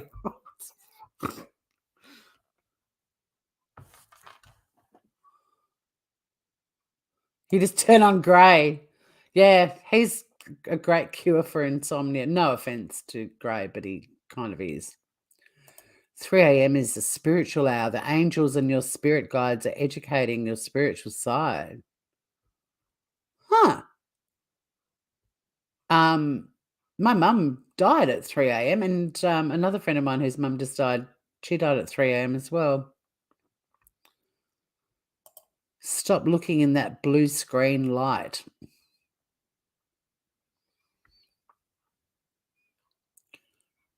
What do you mean? Oh, like putting on some... Well, I don't watch it. I just put noise. I put music on. Or a little podcast. But I'm not actually looking at it. I've got like a little Bluetooth speaker that's in my room. Oh, falling asleep isn't a problem. It's just I've been going to sleep way early, like an hour and a half earlier than I used to. So I'm now waking up an hour and a half earlier than I used to.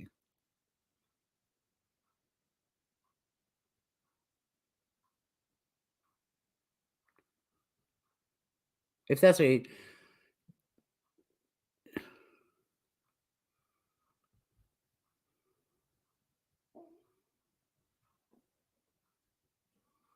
They say if you wake up, it's because a higher power is drawing you in and sending you a message. What if the message is, we're not taking you tonight because you did the dishes. We'll wait for a night that you don't. They're rocking up at 3 a.m. and going, oh, damn it, she's done the dishes again. We wanted to go when the dishes aren't done. So everyone, for the rest of their lives, they talk about how she clearly didn't do the dishes before bed. What blue light? Are you talking about like a screen? Like, I don't look at a blue light. What are we...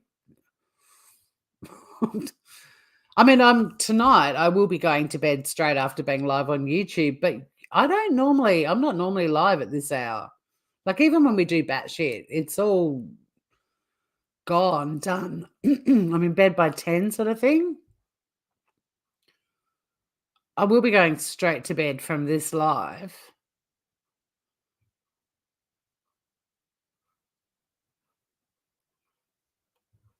Tanning lamps. They've done medical tests with UV light in the lungs, but not at the intensity of the sun or... Who uses tanning lamps? What are you talking about?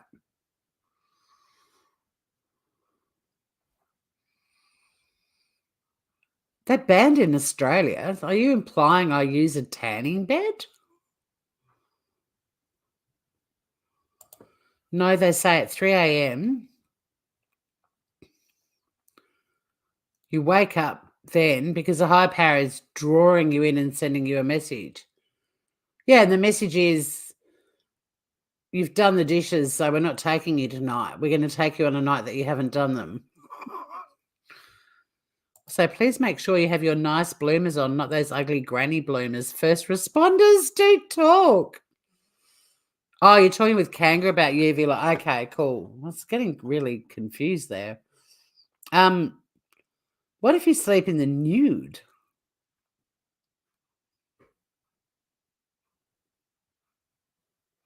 Please make sure you have your nice bloomers on. That's awful. Well, I mean, I suppose they need to have a laugh, right? But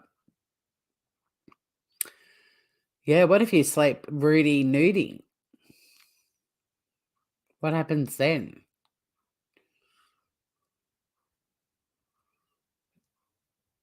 I guess they'd say even more horrible things.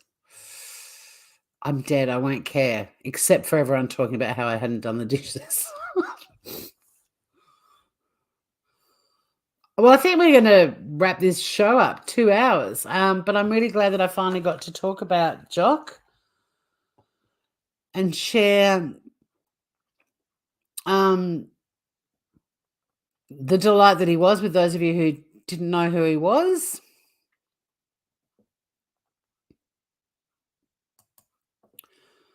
Could be. Talk to your angels. See what you hear. I will. Well, actually, Sunny is an opportunist. So when I'm awake at 3, she's like, breakfast.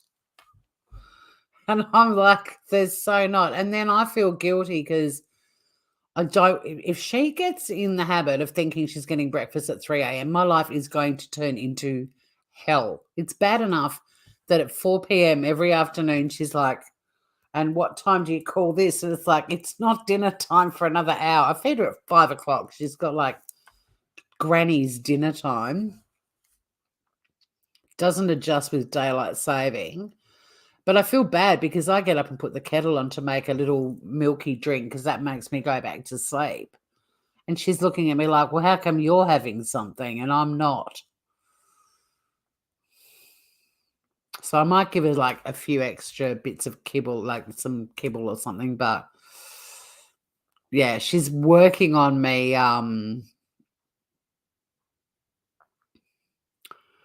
No, I get the comments about blue screens and stuff, but I don't do blue screens like turning on a podcast on a little Bluetooth speaker. There's no blue screen.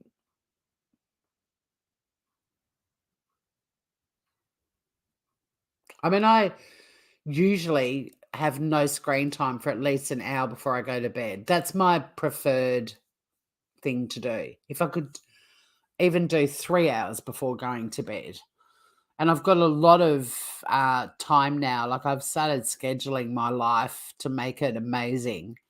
But I've got a lot of time where I don't have screen time. And weirdly, the best times that I can do my physio exercises are when I've got no screen time that I've stuck to for months now. But my physio wants me to record all of my exercise sessions on an app on my phone. And I've been so proud of how I have not had any screen time, no phones, computers, nothing going, just me and the beautiful wilderness and the beach and everything else. And the first time I went back there, I said to her, I've got an issue because the times of the day that I can actually do these exercises are my no screen time hours. And I've been really good sticking to that. And it bugs me that you want me to record this on an app on my phone. Like I'm exercising my knee. I can write down the exercises once I've learned what they are and do the reps. I don't need to use my phone, but I do just to record that I've done the set. And then I said to her, because I'd skipped through it, but I still had to look at my screen to even do that. And then a couple of times when I did have screen time, I'd skip through it then and record it. And she'd be like, you shouldn't be doing these exercises at whatever time it was, like 7:30 at night or whatever. I can't even remember what time it was. But I was like, well, I'm not, but I'm entering it then because I didn't want to look at my screen. And she's a little, millennial. And she just looks at me in horror that I can function without my screens for X amount of time. It's been a real debacle for me.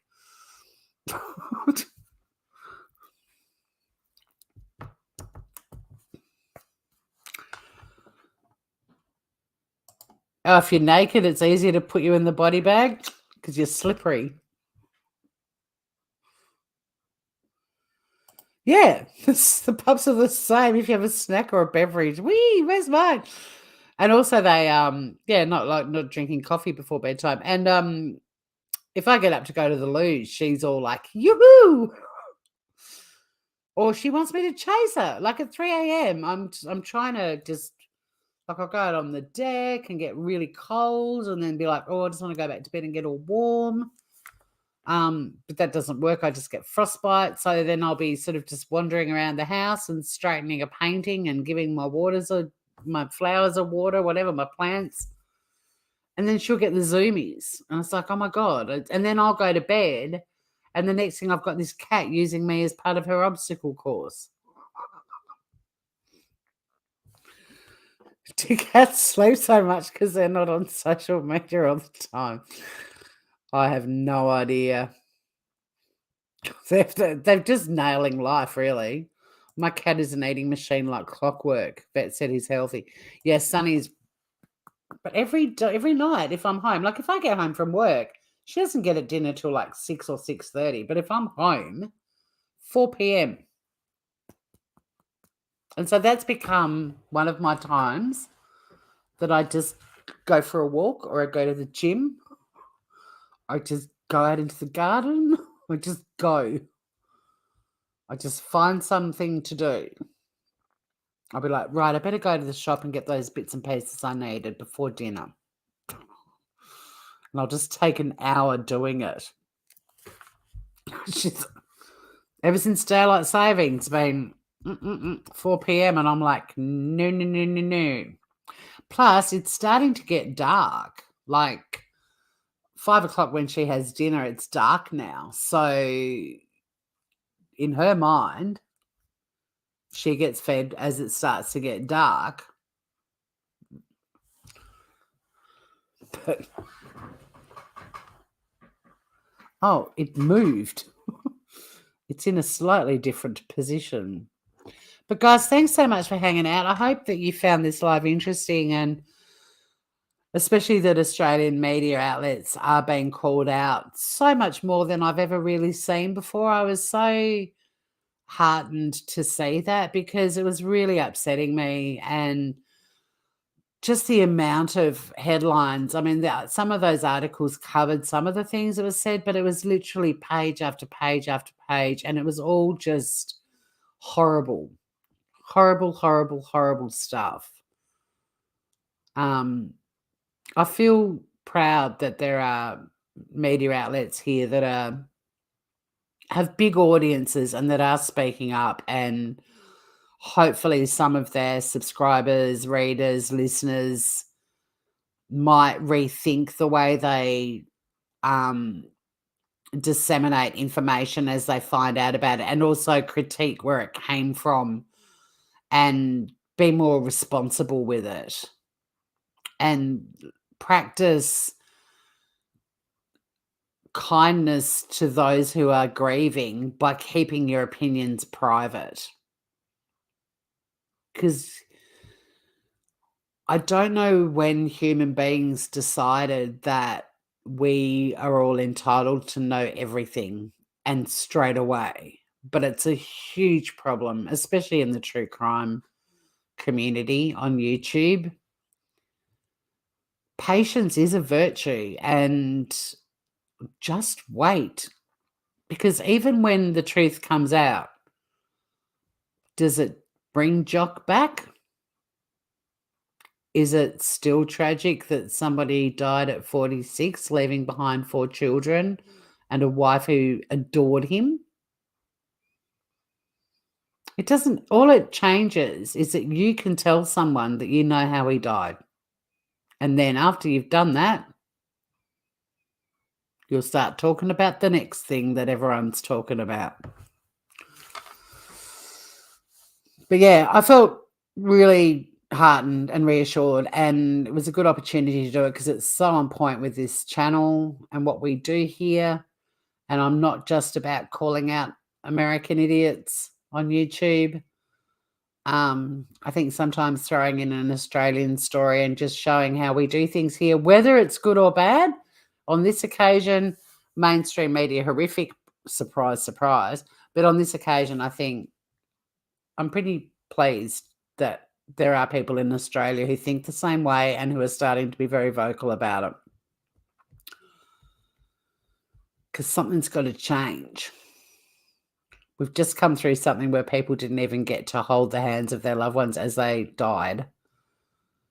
How has death become such a commodity the public think they're entitled to? I thought it would have had the opposite effect. I will have a good sleep, even though I'm in front of a blue screen.